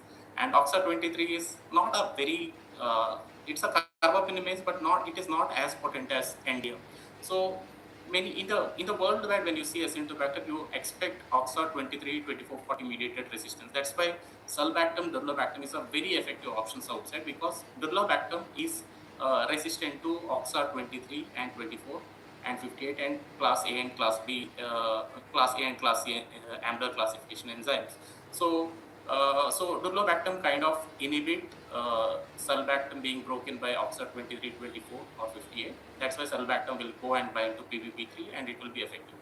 But what about NDMs? NDMs are very strong carbapinamases and they can break durlobactam. Now that is a problem. So sulbactam, durlobactam, which is kind of very effective in Western countries, might not be that effective in India, especially the data, at least some of the papers which are published in India, shows NDM production is approximately 40 to 50% in India in Acinetobacter. That makes it a bit difficult for us to have a newer antibiotic which is showing mortality benefit in the case of Acinetobacter. What about efflux pumps? Acinetobacter has 4 internal efflux pumps. One of the most common efflux pumps is ADABC.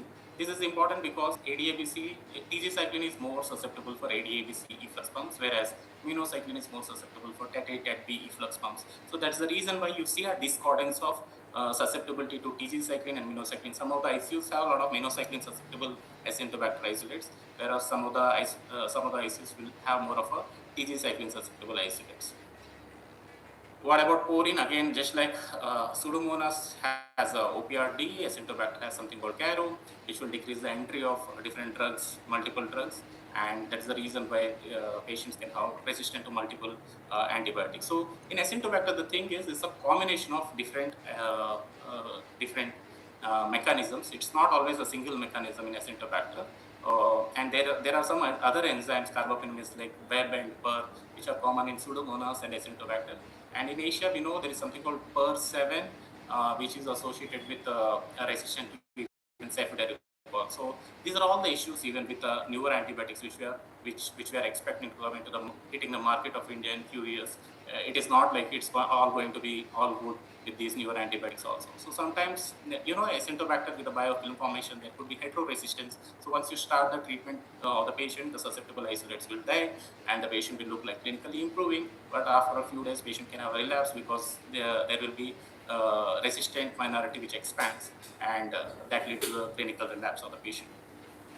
What about polymyxin? So polymyxin is the drug which we are using day in and day out. And the mechanism of action is polymyxin binds to phosphates by displacing calcium or magnesium on the lipopolysaccharide, makes a hole, and all the cytoplasm of the bacteria will leak, leading to the death of the bacteria. So basically, I was trying to quiz my wife, who is an emergency physician. I tried to ask her, tell me a compound which is a cationic peptide and which is both hydrophilic and lipophilic, and which acts on the surface of the cell, which can also lead to histamine release and which can also cause neuromuscular blockade. And she said, "Are you talking about snake venom?" So actually that is how it is. So polymyxin, the mechanism of action, and these are the old antibiotics. There are a lot of studies in 1950s where the moment you inject polymyxin, there is completely mass cell degranulation. So that is what we see even in our clinical practice, which we don't realize many of the times. So you must have seen the patients who are probably you have diagnosed as possible hospital-acquired pneumonia. Patient is on oxygen, and you're planning to start an antibiotic, and the moment you do loading dose of polymyxin, patient sometimes they stop breathing. So that could be acute neuromuscular paralysis with polymyxin, and sometimes we all have this experience of such patients. So it's very difficult to attribute it to polymyxin because patients simultaneously have a lot of things, but these things do happen in clinical practice. And there could be refractory bronchospasm and suddenly arrest because of the polymyxin. So polymyxins are extremely toxic drugs, and the more important part of polymyxin is there could be resistance to polymyxin. So polymyxin is a cation which is attracted by the anionic part in the lipopolysaccharide, in the lipooligosaccharide, and there is a mutation that leads to loss of this negative charge of the lipooligosaccharide that can lead to polymyxin resistance. And rarely the bacteria can actually lose the lipooligosaccharide altogether and still survive. So that could happen because of LPX A and C and D mutations where Acinetobacter just loses the outer wall. Now, this is very characteristic for Acinetobacter. There is no other gram-negative bacteria which will lose the oligosaccharide or lipopolysaccharides altogether and still survive. So basically, Acinetobacter is a great survivor. It is highly resistant. It's very resilient. It can switch into something which has very low metabolic demand, low virulence. So it all makes Acinetobacter a great colonizer in the ICUs and very difficult to differentiate whether it is a colonizer or actual pathogen. So in India, the situation is much worse. In the ICUs, according to ICMR data, more than 86-87% of Acinetobacter isolates in hospital are carbapenem resistant. There is a line where it says that it has not increased in the last few years, but it is very difficult to have resistance more than 90% for any bug. So the moment you isolate a gram-negative cocobacilli and ET aspirate, you know that you are dealing with Acinetobacter, which is always an uncomfortable thing in ICUs. And what about the mortality? Just compare. So in all the RCTs, for example, there are a few RCTs like Overcome, IDA. You see the mortality in the tunes of 50%. There are some new RCTs with cepudericol. In that also you'll see the mortality is less, like around 30%. But you have to know that most of the drug RCTs include the patients who are less sicker. Whereas the real world data is something else only. In India, if you look at some of the observation studies from India, the mortality is from something from 60% to 80%. So you're saying something like 80% mortality with carbapenem resistant Acinetobacter, then whatever standard of care we are using is not actually standard of care. So we really need newer drugs. Am I trying to say that Acinetobacter is something like Ebola where everyone dies? No, because there is a host component also here.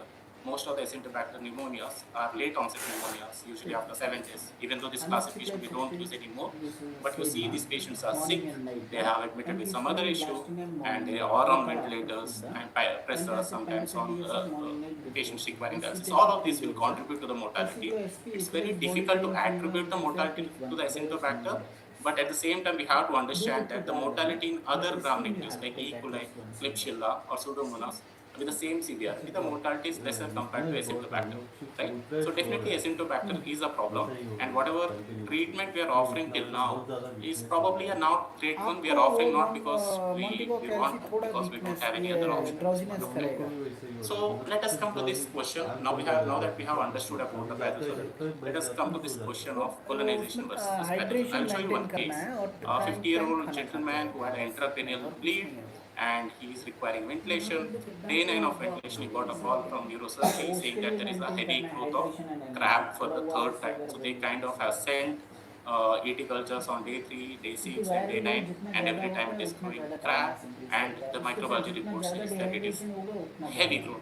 And when you go and see this patient, patient is afebrile and the oxygen requirement is actually improving.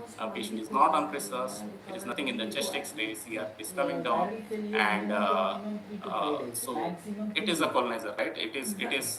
So basically, whenever you have a tube inside the patient and a lot of Acinetobacter around, it is going to colonize. So every time you send an AT aspirate, Acinetobacter is going to grow anytime. So this is an easy case, right? Who keeps on sending cultures when the patient is afebrile, even in neurosurgery.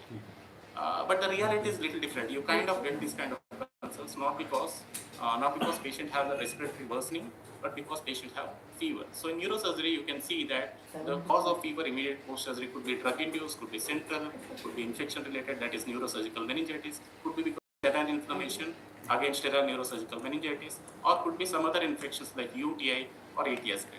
So most of the times the surgeons feels that their operative field is not effective, which is a good thing, which is a confidence. But when you have that much of confidence, you should show that it is not infected. Now the problem is these many reasons are there for the fever, and the moment patient starts fever, people send something called pan cultures. You send the cultures from all the tubes patient has.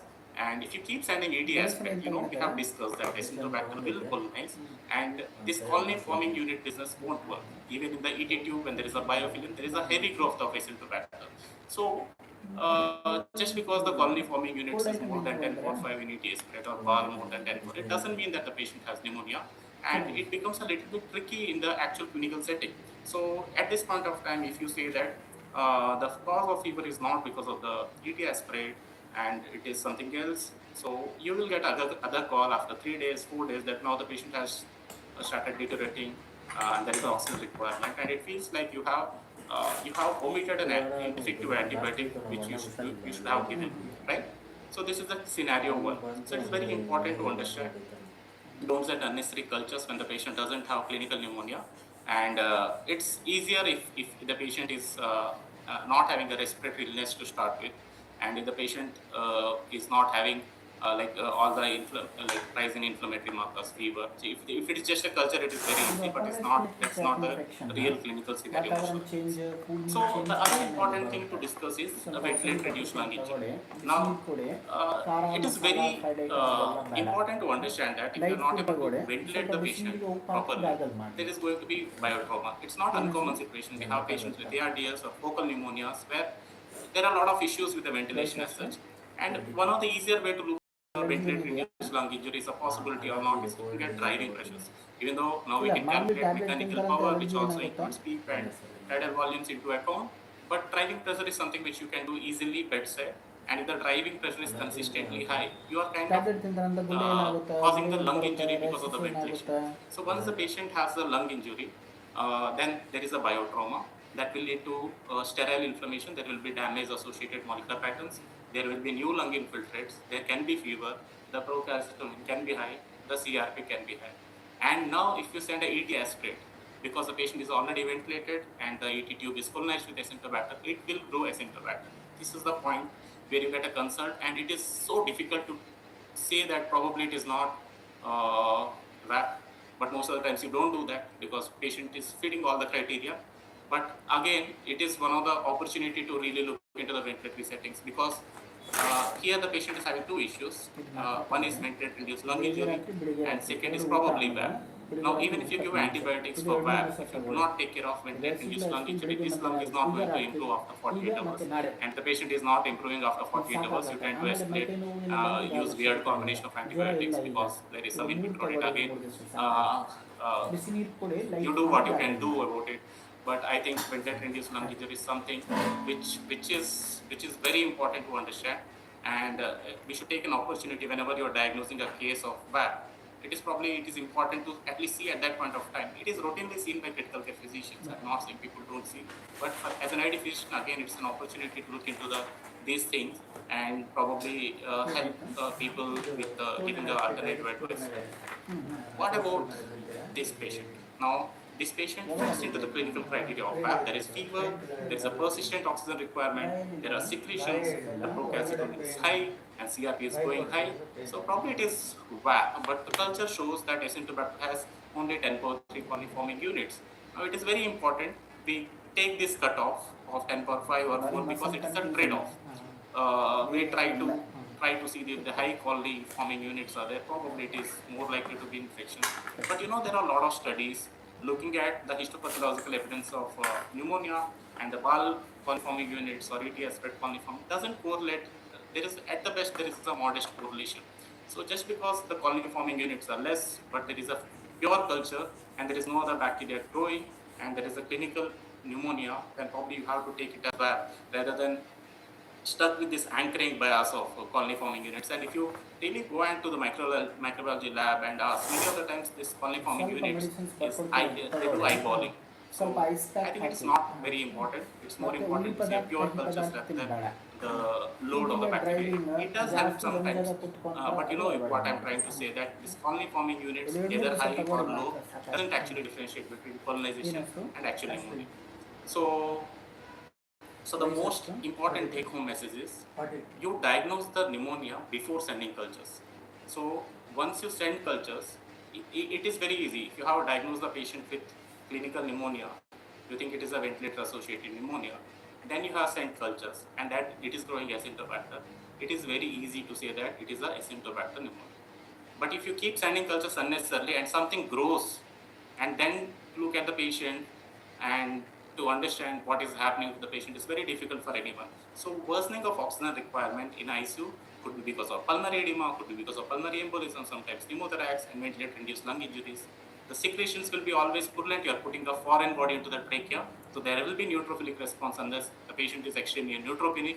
So the secretions, the oxygen requirement, the fever could be because of again the primary cause why the patient got admitted. Sometimes it could be reactivation of tuberculosis also, and it could be because of the sterile inflammation, because of the VT. So none of these parameters which we talk about to differentiate colonization and the actual infection because of Acinetobacter are like real truths. So it is always case-to-case basis, and it's very important to follow the patient from the start. So it is very easy for, in fact, critical care physicians because they'll be seeing the same patient day in and day out, so they can kind of understand. And for an ID physician, when you get a consult, it is very difficult. And it is similar to patient has URI, can it be COVID in COVID times? ID physician is not a PCR to actually tell whether it is COVID or not. Similarly, it is very difficult to say whether it is a colonizer or actual pathogen. Now, this is very important because the same issue is trickling into the antibiotic trials. So I would suggest you to, when we are presenting some of the trials, you keep looking at the mortality in placebo arms. So we have discussed that the mortality is 50 to 60%, but then you see some trials where the mortality is hardly 20-30%. One may say that their supportive care is very good there, but then again it could be just because you have included more patients with colonizers rather than actual pathogens.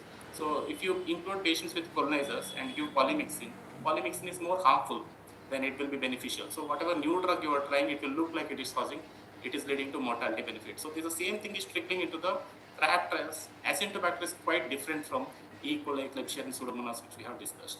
So till now we have discussed that Acinetobacter is less virulent. Doesn't mean that Acinetobacter won't cause shock, but it depends upon the load of Acinetobacter eventually, and it is highly resistant. It has multiple mechanisms of resistance.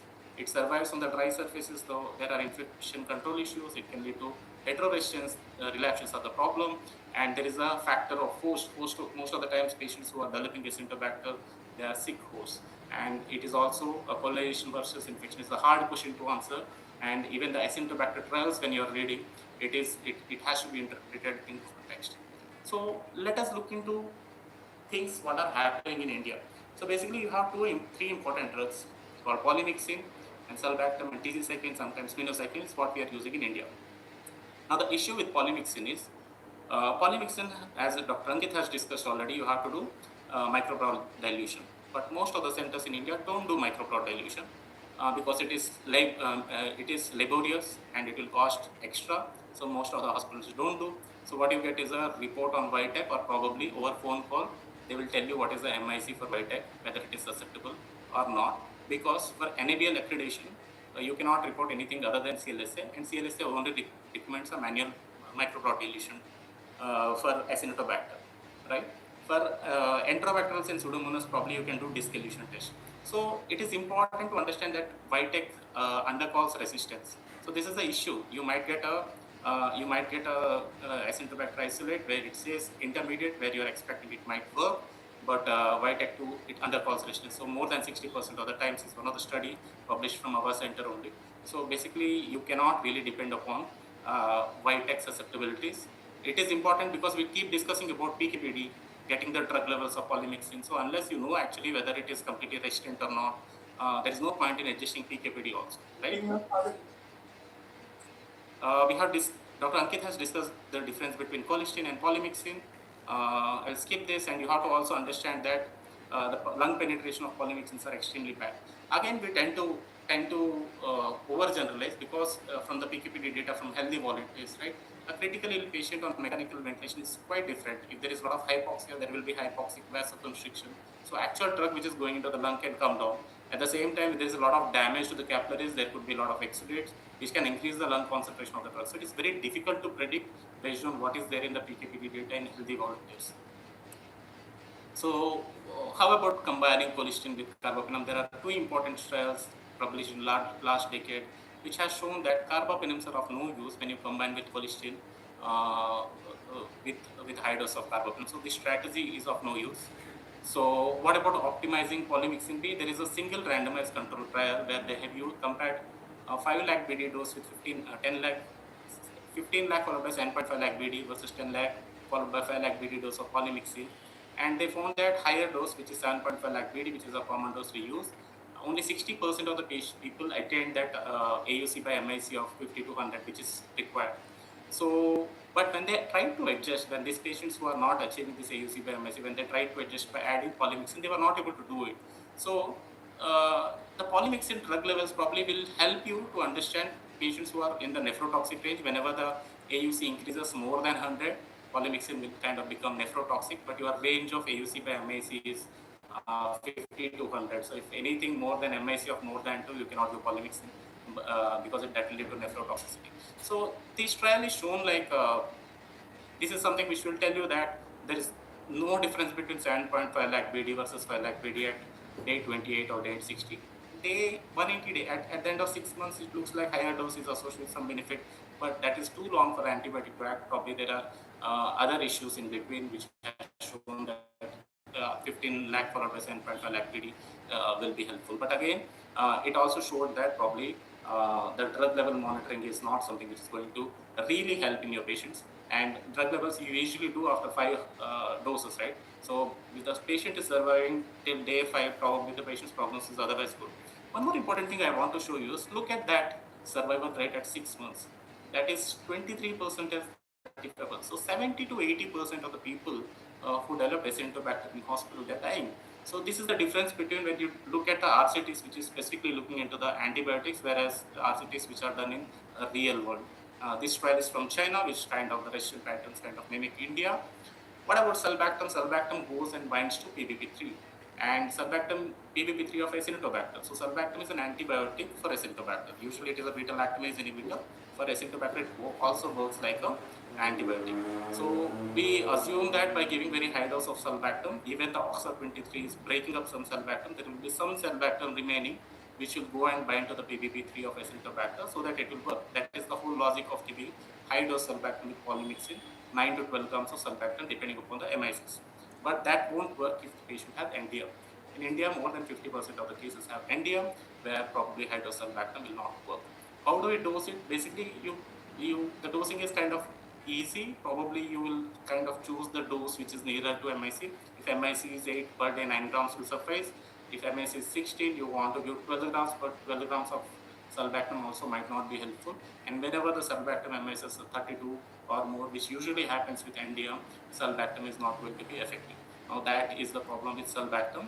The other problem is we don't do susceptibility for sulbactam. So we don't really know unless we have something like BioFire which is showing NDM, probably where you will not choose sulbactam, but we really don't know on the plate whether the sulbactam is effective for that particular bulk or not.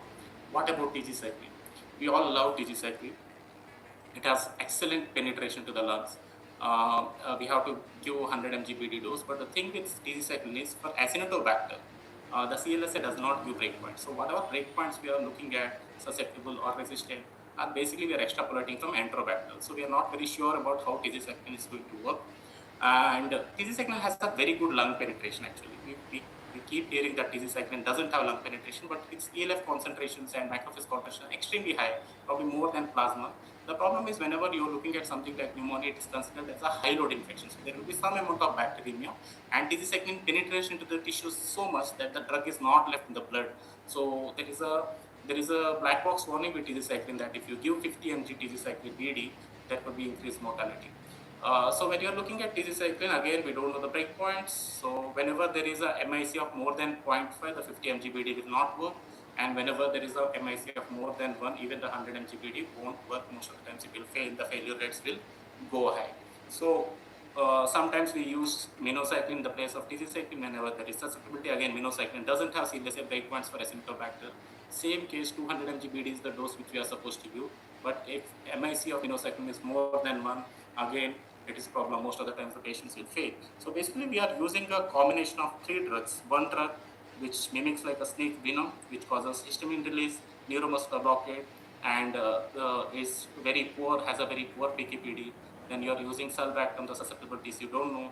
We are seeing a lot of patients developing hemolytic anemias with hydrosulbactam. Then you have a third drug, TG-cycline, which has a very poor PKPD. Again, TG-cycline when used more than 1 week, it will lead to something called TG-cycline-induced coagulopathy. So you see the patient with bland cholestasis, high PT, APTT, and then you see thrombocytopenia. You actually think that the patient is worsening and there is DIC, but that will all be because of TG-cycline. Again, probably you can compare it with the other snake bite, which causes coagulopathy. I'm sorry. So basically, these are the antibiotics we are using, and no doubt why we have very high mortality with Acinetobacter. So what to do now? So do we have any newer antibiotic options? First thing is cefiderocol. So we have discussed about cefiderocol, and you know it is iron syndrome and bacteria takes it, and cefiderocol is resistant to class A, B, C, D enzyme, so they will not be able to break it. Cefiderocol and goes and binds to PPP3, and then we have discussed about PPP3 mutations in E. coli. It should work for Klebsiella Acinetobacter Pseudomonas, but again, not all NDMs are cefiderocol is not resistant to all the NDMs, and cefiderocol is prone to PPP3 mutations in E. coli, and also some of the enzymes like at least PER7 in Acinetobacter and Pseudomonas can break cefiderocol.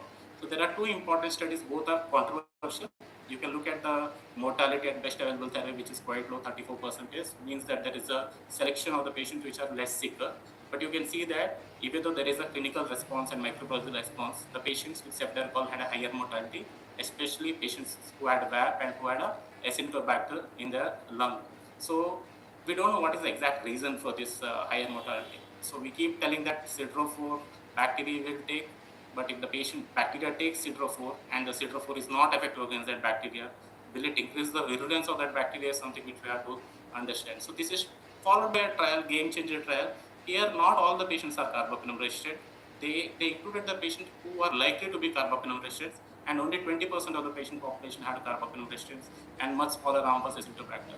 Here you can see again, they showed that there is no difference in mortality at least in Acinetobacter, but in Enterobacter there is a very high increase in, there is a trend towards higher mortality in these patients in game changer trial. So cefiderocol is kind of very exciting but extremely controversial antibiotic. What about sulbactam, durlobactam? We discussed about how durlobactam is effective against OXTA23-24 enzymes and help the cell bacter kill the bacteria.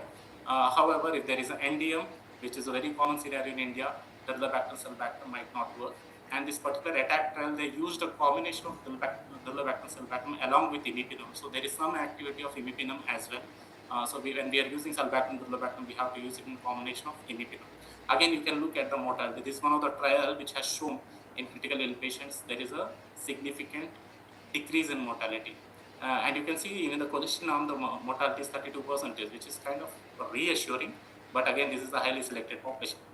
What about cefepime-zidibactam? Now, cefepime-zidibactam is not a beta-lactamase inhibitor. It is an insult to a drug like cefepime-zidibactam. I'm biased, I kind of like this antibiotic. So what happens with zidibactam is not a beta-lactam, so it cannot be broken by any enzymes. So irrespective of whether the patient is producing NDM, OXA, whatever, zidibactam goes and binds to penicillin binding protein 2, which is very important for the structure of the gram-negative bacteria to maintain the cell wall.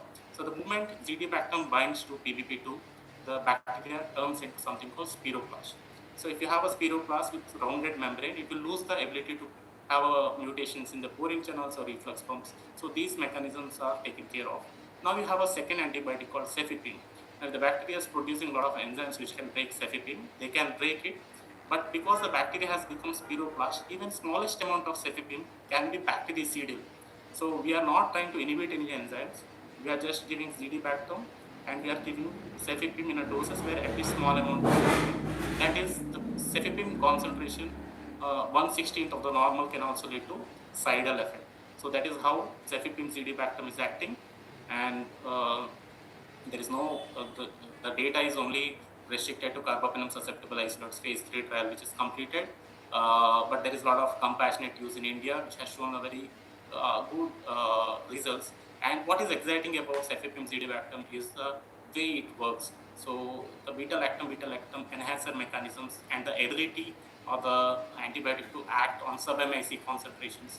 This is one of the antibiotic with very high clinical breakpoints. Even FDA breakpoint is 32, which you don't see with cefepime, right? So this is a very exciting antibiotic, probably in combination with sulbactam. It might be useful for Acinetobacter. However, the data with Acinetobacter is very less. Again, this is one of the things among the compassionate use patients. When we asked about how many patients are of Acinetobacter, they are less than 10. And the reason is patients with Acinetobacter, if you try to complete all the procedure, getting DCCA approval for compassionate use, by the time the antibiotic comes, the patient will be no more. So the idea is that patients who are infected with Acinetobacter are immunoparalyzed, usually late onset VAP, and actually they are quite sicker. So that's the reason why in compassionate use programs there is a very discordant representation of Pseudomonas Klebsiella compared to Acinetobacter. So it's a new antibiotic which is going to hit the markets very soon. We will see how it turns out, and we should have at least ability to test susceptibility to cefepime-zidibactam at least, rather than using this empirically. So this is the take-home message, and if there are any questions, I would like to answer them. Thank you very much.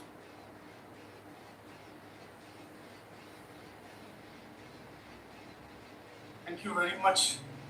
I think, you are speaking so passionately that, everything, a lot of things I learned today which were not clear to me. And the grab is, of course, is difficult. And you clarified so many doubts. And in fact, there are a lot of questions I was seeing you are already answering. So over to you, Ghanshyam. Thank you, Dr. Praveen.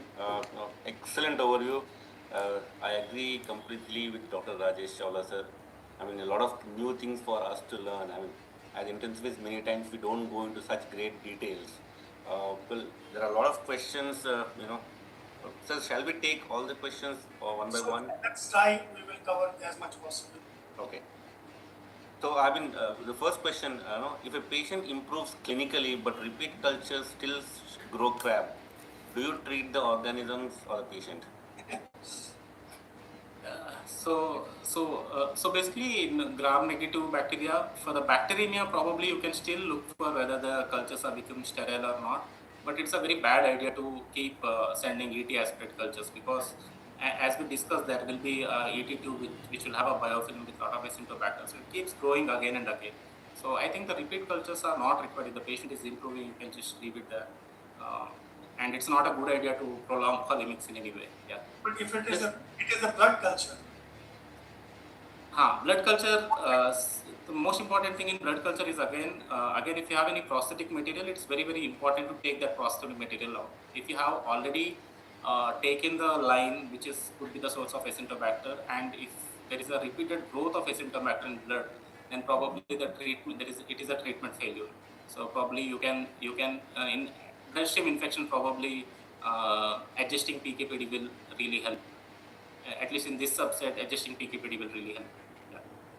Both the speakers, one common dilemma is the duration of therapy when you're dealing with MBR bugs.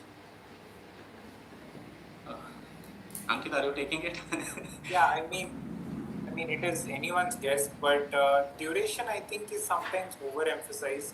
We try to fixate on 5 days, 7 days, 14 days, but these are all arbitrary numbers. I think we should just go by clinical improvement.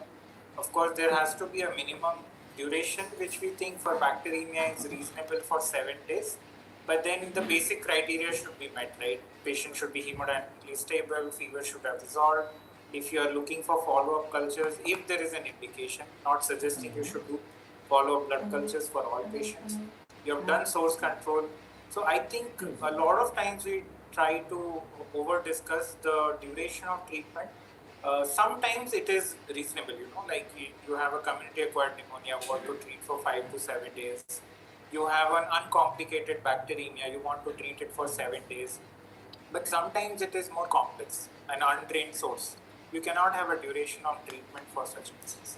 So I would say 7 day, 10 day, 14 day doesn't work. Just go by clinical improvement.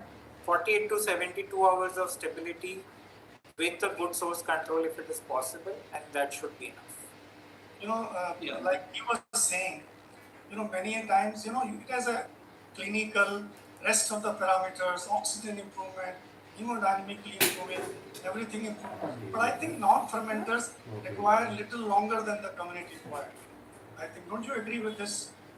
Yeah, so basically, sir, there are like 4 trials, each done in 2002, 2012, and 2023. 4 largest trial is regard web trial, where they have they kind of had 3 groups: 7 days versus 14 days was CRCCID, and 7 days was found to be equally good with 14 days even for non-lactose fermenters.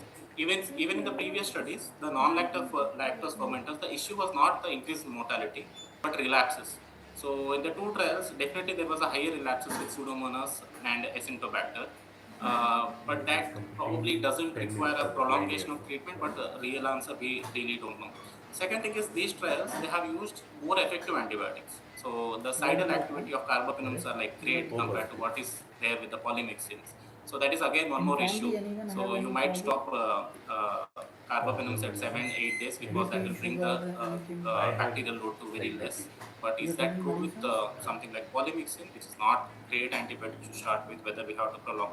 Usually in clinical practice, we tend to kind of prolong it for 10 to 14 days based on the clinical improvement. But more and more data is coming, probably we can stop early, but really we don't know the answer for this. I think Ansham and all 3 of you, I think the major thing is a lot of misuse of meropenem. This must stop. I mean, it is not helping. There was a small trial from India. After that, from South, and then everybody started using it. Since then, people are just adding. It may be something else. It may be source control or anything. The polymyxin patient is not responding. And I want to ask both of you, and even Sham, are you using sulbactam? I mean, for the hospital, when it is proven that it is there. Because nowadays I combine it with one of the digicycline or minocycline, whatever I find sensitive. And it was good to learn that there are different pouring channel for mechanism. That's why I was used to wonder why the digicycline is coming positive and this is not. So this was, thank you. So I think I'll ask Ankit because he's been keeping quiet. For crab, so unfortunately we are not able to deviate a lot from the guidelines. Now the reality is that the only drug with a low MIC turns out to be colistin. which would be between 0.5 and 1 most of the times. And then invariably, the ampicillin sulbactam, ceftazidime sulbactam, everything turns out to be resistant. But since the guidelines still recommend, using a combination-based therapy with sulbactam being one of the key elements, so we do use high-dose sulbactam. And if the lab reports minocycline to be sensitive, we add minocycline. If it reports tigecycline to be sensitive, we add high-dose tigecycline. And But no polymyxin. No, this is with polymyxin. Like poly is there, This is sulbactam is there, and then whether TG or whether just the two poly B and sulbactam. Sometimes it's very, very patient dependent. Sometimes we end up adding high dose tigecycline for intermediate susceptibility. Sometimes even for resistant cases when there's absolutely nothing which is working. But yes, I would say that the backbone still remains poly with sulbactam. Problem is the drug is in vitro invariably susceptible because the discs that are provided, they have a relatively very high concentration of EDTA, but the drug which is available for usage has a very, very low concentration of EDTA in such cases. So can I just club two questions which I think is relevant in our setting? The third and fourth, with MBL and OXA co-production increasingly reported, is our current testing algorithm already outdated? And second thing is, given the scenario that India has with so much of carbapenem resistance, if you get a patient with shock, what would be your empirical antibiotic of choice? Would you go with a polymyxin base or would you go with a ceftazidime avibactam combination based therapy in the initial stages when the patient comes with shock? See, you have to take How do you decide and how do you choose? So in See. yeah, so I will take the second question, sir. Like, if you have a patient with VAP and you're expecting probably Klebsiella or Acinetobacter, it really depends upon the ICU. Some of the ICUs they do not have Acinetobacter at all. Where starting something like Acinetobacter will be a safer option because polymyxins are highly toxic. But whereas in situations where you also see Acinetobacter, in first 48 hours of diagnosing a VAP is treating the VAP, right, it's very important. So we kind of want to give a combination of polymyxin with Acinetobacter together. And then if you isolate Acinetobacter, you kind of stop Acinetobacter and add the second drug like tigecycline. Sometimes people go with polymyxin with tigecycline combination, which will both be effective for Klebsiella. But if you look at Klebsiella alone, Acinetobacter is a much superior drug compared to a combination of polymyxin with tigecycline. There are a lot of observational studies, even though there are no RCTs. The mortality is approximately half if you look at compare the Acinetobacter with polymyxin. So if the financial issues is not a major problem, probably polymyxin with Acinetobacter is a good empirical regimen to start and then switch based on the susceptibility reports. And each second you check, each second you read. Problem is nothing is isolated. Your ICU has Klebsiella and sometimes you have also. There it showed me Nothing is come positive because patient is on both the drugs and probably he's come from outside and he's already received. Then it becomes really difficult to stop. Our Which one muscle to role stop? and sensor. And So muscle what do you role do in such a depend how we situation? are I mean, both that continuing movement. after some Because days, you will have everything cantidemia in these through this it patients. is being checked, no? Most of the How do you, hospitals is a normal. as an ID specialist, I think I know it's it is on higher very side. difficult what I Recently, find for you I also. wanted to check Like some you are of called the after 4 days of This is normal. both being given. I was surprised. How can it be possible? So I think it is about choosing the right patterns. For example, how should I do the it? patient that you describe, it's really difficult for everyone. Like it's no way you can choose. And but how I would look at it is like I would just break down the entire problem. First, I see a lot of community acquired pneumonia being treated as cephalosporin sulfate. Is it required? The answer is no, because the most common cause of CAP is still strep pneumonia, Haemophilus influenzae. You use ceftriaxone and doxycycline. That's the end of the story. If you are treating a community acquired UTI, ESBL is the most prevalent problem, and not carbapenem resistant is the most biggest problem. Unless the patient is septic and there are risk factors for carbapenem resistance, carbapenem should be okay. Now the entire question of updating our algorithm to cover for carbapenem resistant infections only comes into play when we are talking about immunocompromised patient, repeated hospitalization, or hospital-acquired infections. Right? And again, I feel that you are never wrong in starting with the broadest cover in a sick patient, but you are wrong when you don't de-escalate when you get a positive culture. Because we see patients who come with a very bad presentation, suspected hospital-acquired multi-drug resistant infection. You start with everything. The culture grows ceftriaxone sensitive Klebsiella. Patient is still on ventilator, and still nobody is able to de-escalate it to ceftriaxone. That is the problem probably we need to address. And gradually over a period of time, we will have fewer and fewer patients where we will have a difficult situation. So I think a lot of times we end up over-treating community-acquired infections and under-treating hospital-acquired infections. And then we fail to de-escalate when we should actually de-escalate in these patients. But we should always go broad and cover everything possible for a sick patient in the ICU. You know, this is, I think what I do, I'll tell you, I go by the syndrome. Suppose it is a lung, then it becomes a little difficult to de-escalate if everything is fitting into track. But if it is a UTI and we are doing polymyxin, I just stop on it and I find an answer there. So it is a really very difficult sometimes. And you know, my worry is when you go, you will find 6 drugs going on. This is going on, something positive to cover positive, and then there is antifungal also going on. What to de-escalate? And I like every day in my rounds when I stop 1 or 2 because I don't like starting antibiotic. So, just a question, I'm not sure whether it's still relevant or not. A few years back, there used to be a lot of emphasis that was placed on, isolating patients who had PDR or XDR bugs, right? Kind of isolation practices. Majority of the ICUs don't have that kind of an infrastructure. Would you still recommend that these patients should be completely kept, away from the... So what we will have is ICUs with only patients who are isolated. The other ICU will be empty.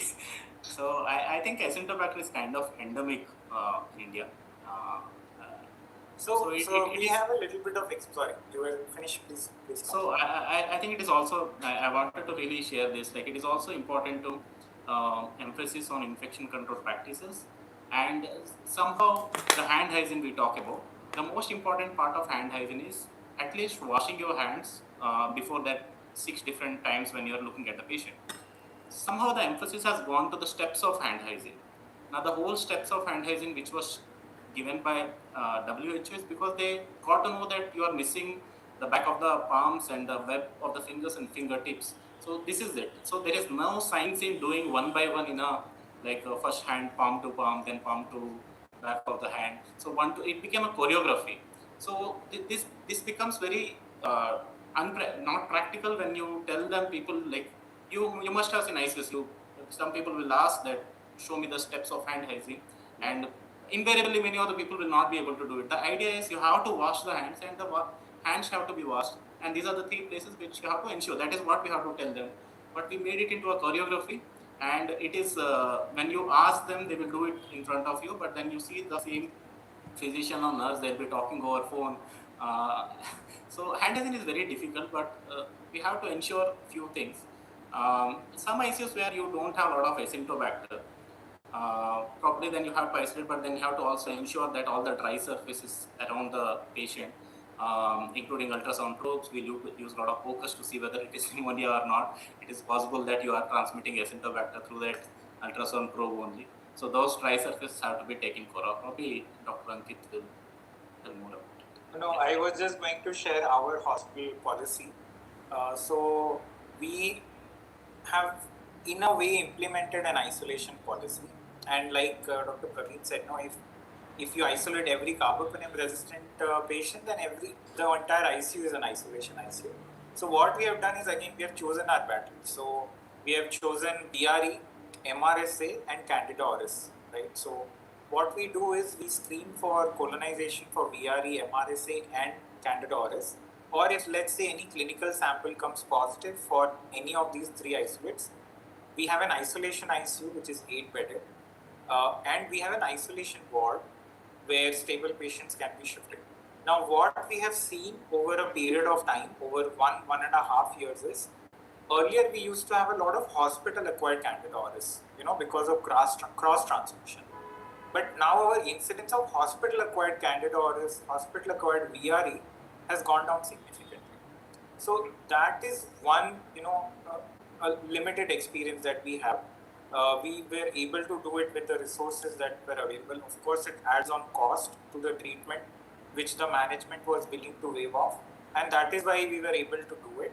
And the positive impact is definitely our hospital-acquired Candida auris and VRE has gone down significantly with the selected isolation approach. I think this is very important, especially for VRE, because once someone is colonized with VRE, they will be shedding the VRE for the next 6 months. So isolation upfront, screening for the VRE colonization is more important rather than once you have multiple cases of VRE, then you try to isolate. By that time, they would have transmitted it to others, and those patients are also colonized. So, do you have any further questions or?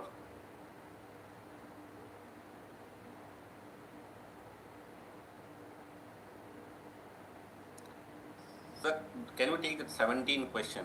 Does pan-drug resistant Acinetobacter ever justify a purely palliative approach or aggression antibiotic? So if you have an isolate which is resistant to every antibiotic, would that be one of the criteria for you to take a palliative care approach?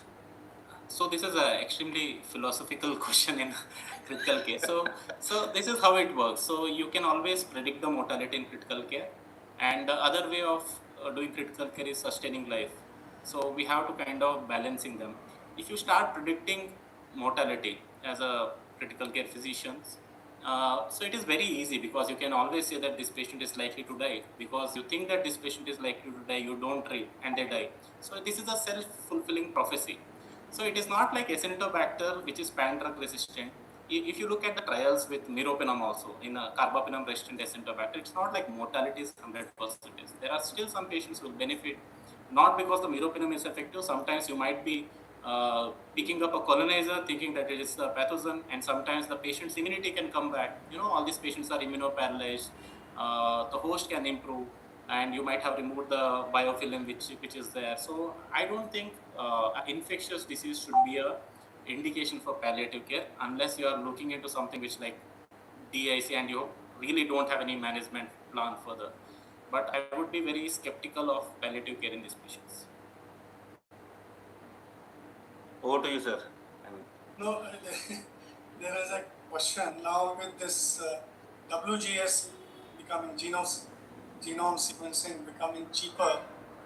Will phenotype testing become absolute in next 5 years? What is your prediction? I mean, they'll be more useful, or will be still doing all these genotypic testing? Dr. Ankit is using a lot of whole genome sequencing, so I will direct this question to him. So basically, we did not intend to incorporate in our clinical practice. We still want to evaluate it.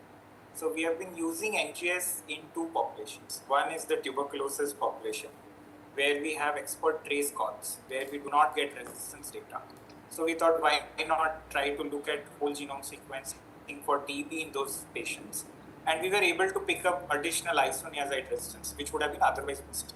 So that is probably one area, because it's a very defined problem in a very defined syndrome, where we can probably have some utility. We have also been using whole genome sequencing on clinical isolates with undiagnosed infections sometimes.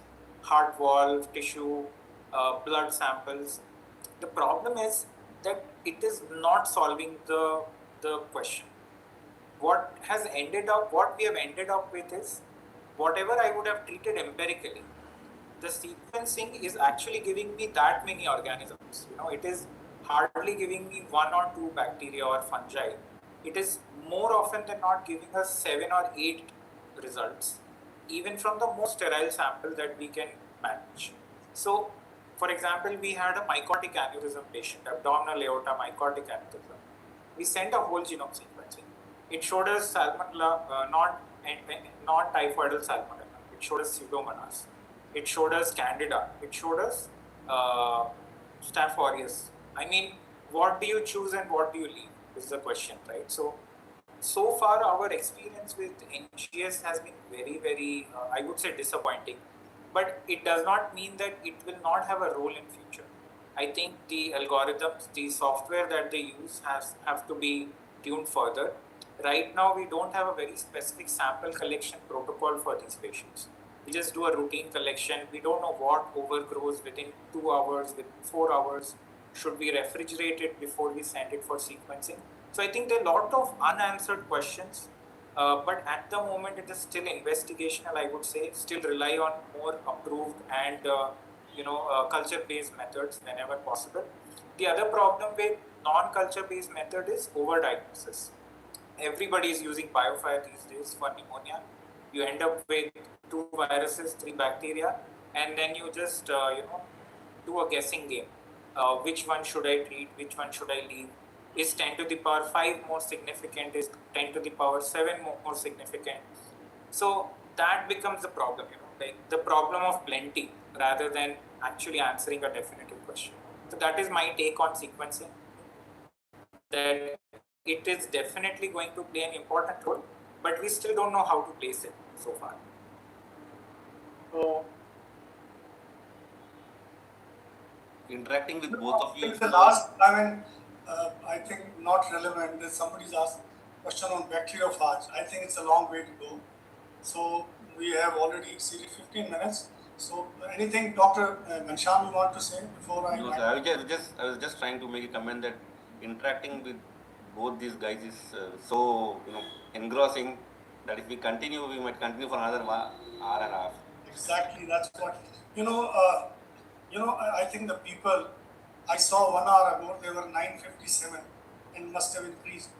So one thing they must have realized that if you have the facility of ID person, involve him early. You can't be master if you're intensivist of everyone, but keep on learning. Then after a few years, you will be able to do on your own. So it's a good learning to discuss with microbiologists if you don't have an ID specialist, because it's good. If you go around 5, 6, 10 times, then you will know what actually is happening. And if you're an ID person, you must discuss. So I think we had a wonderful session, and I learned a lot because of these are purely nosocomial. They are related. They are either misuse of antibiotics or infection control. If you do not misuse and do good infection control, actually crab, if you have a good infection control, the crab becomes less, you will have another organism growing more often in your ICU. So I would like to thank Dr. Ghanshyam for wonderful moderating this session, and Ankit for very clear ideas and very nice lecture on crab. And it is not a crab, it is a carbapenem resistance Pseudomonas, and Dr. Praveen taking such a wonderful, I think I understood the mechanism in more detail. I knew a little bit everywhere, and as we go along, now I can say I know a lot of things about, the carbapenem resistance and Acinetobacter, because you explained so clearly. And I think the people who are watching, if you have attended all those, many of you must have understood the overall how we choose the antibiotics. And if you have not started de-escalating, it's not happening. I have started de-escalating. I do not meropenize any person coming from community. I call it meropenize. We don't meropenize. He has to go according to the syndrome. I de-escalate from meropenem to ceftriaxone, not once, many times. Because if he comes in shock, people try to meropenem and decoplanin. That's the usual choice most of the centers. But please look in more detail, learn. It's not that meropenem is not useful. Meropenem is also useful if it's an ESBL. It depends on the syndrome also. If it's a urinary tract infection, it could be. But if it's a pneumonia, then it's community acquired, no risk factors, you should be choosing. So I think you should learn, and all these lectures are available till morning. If you missed many of your friends, they can see till morning, you know that. And Dr. Akansha recap are available on YouTube. Many of you have been watching that also. So thank you, Dr. Ghanshyam, Dr. Ankit for giving wonderful, and Dr. Praveen for giving such a wonderful lecture, and we didn't stop. I even didn't tell Gansham that we just let him allow whatever time he takes. You stop little early. I was ready to hear more, and I would also like to thank Akansha because she's a tough job. Every week she has to take a lecture and try to not to miss whatever is. And you will be surprised, before our program start at 7:30, 400 people are already sitting. So they want to listen more and more. It is very encouraging for all of us. So thank you. I'd also like to thank NCCP and ISCCM for endorsing this session, and the Hexagon IT team for conducting enzymes and biosciences, for supporting this event, and all you guys who are coming in large numbers and encouraging me to really put in more and more, even in the recap also. We discussed a lot of things so that the recap also, she happens to be my daughter, so we discuss a lot of things so that it recap becomes a very good experience. So good night. See you again on the module 14. Now we move on to viral and atypical and immunization. So that's the module immunization and respiratory illnesses. So that's the module number 14 next time, Tuesday at same time, 7:30. Good night. Thank you. Thank you. Thank you for. Joining. Thank you. Thank you.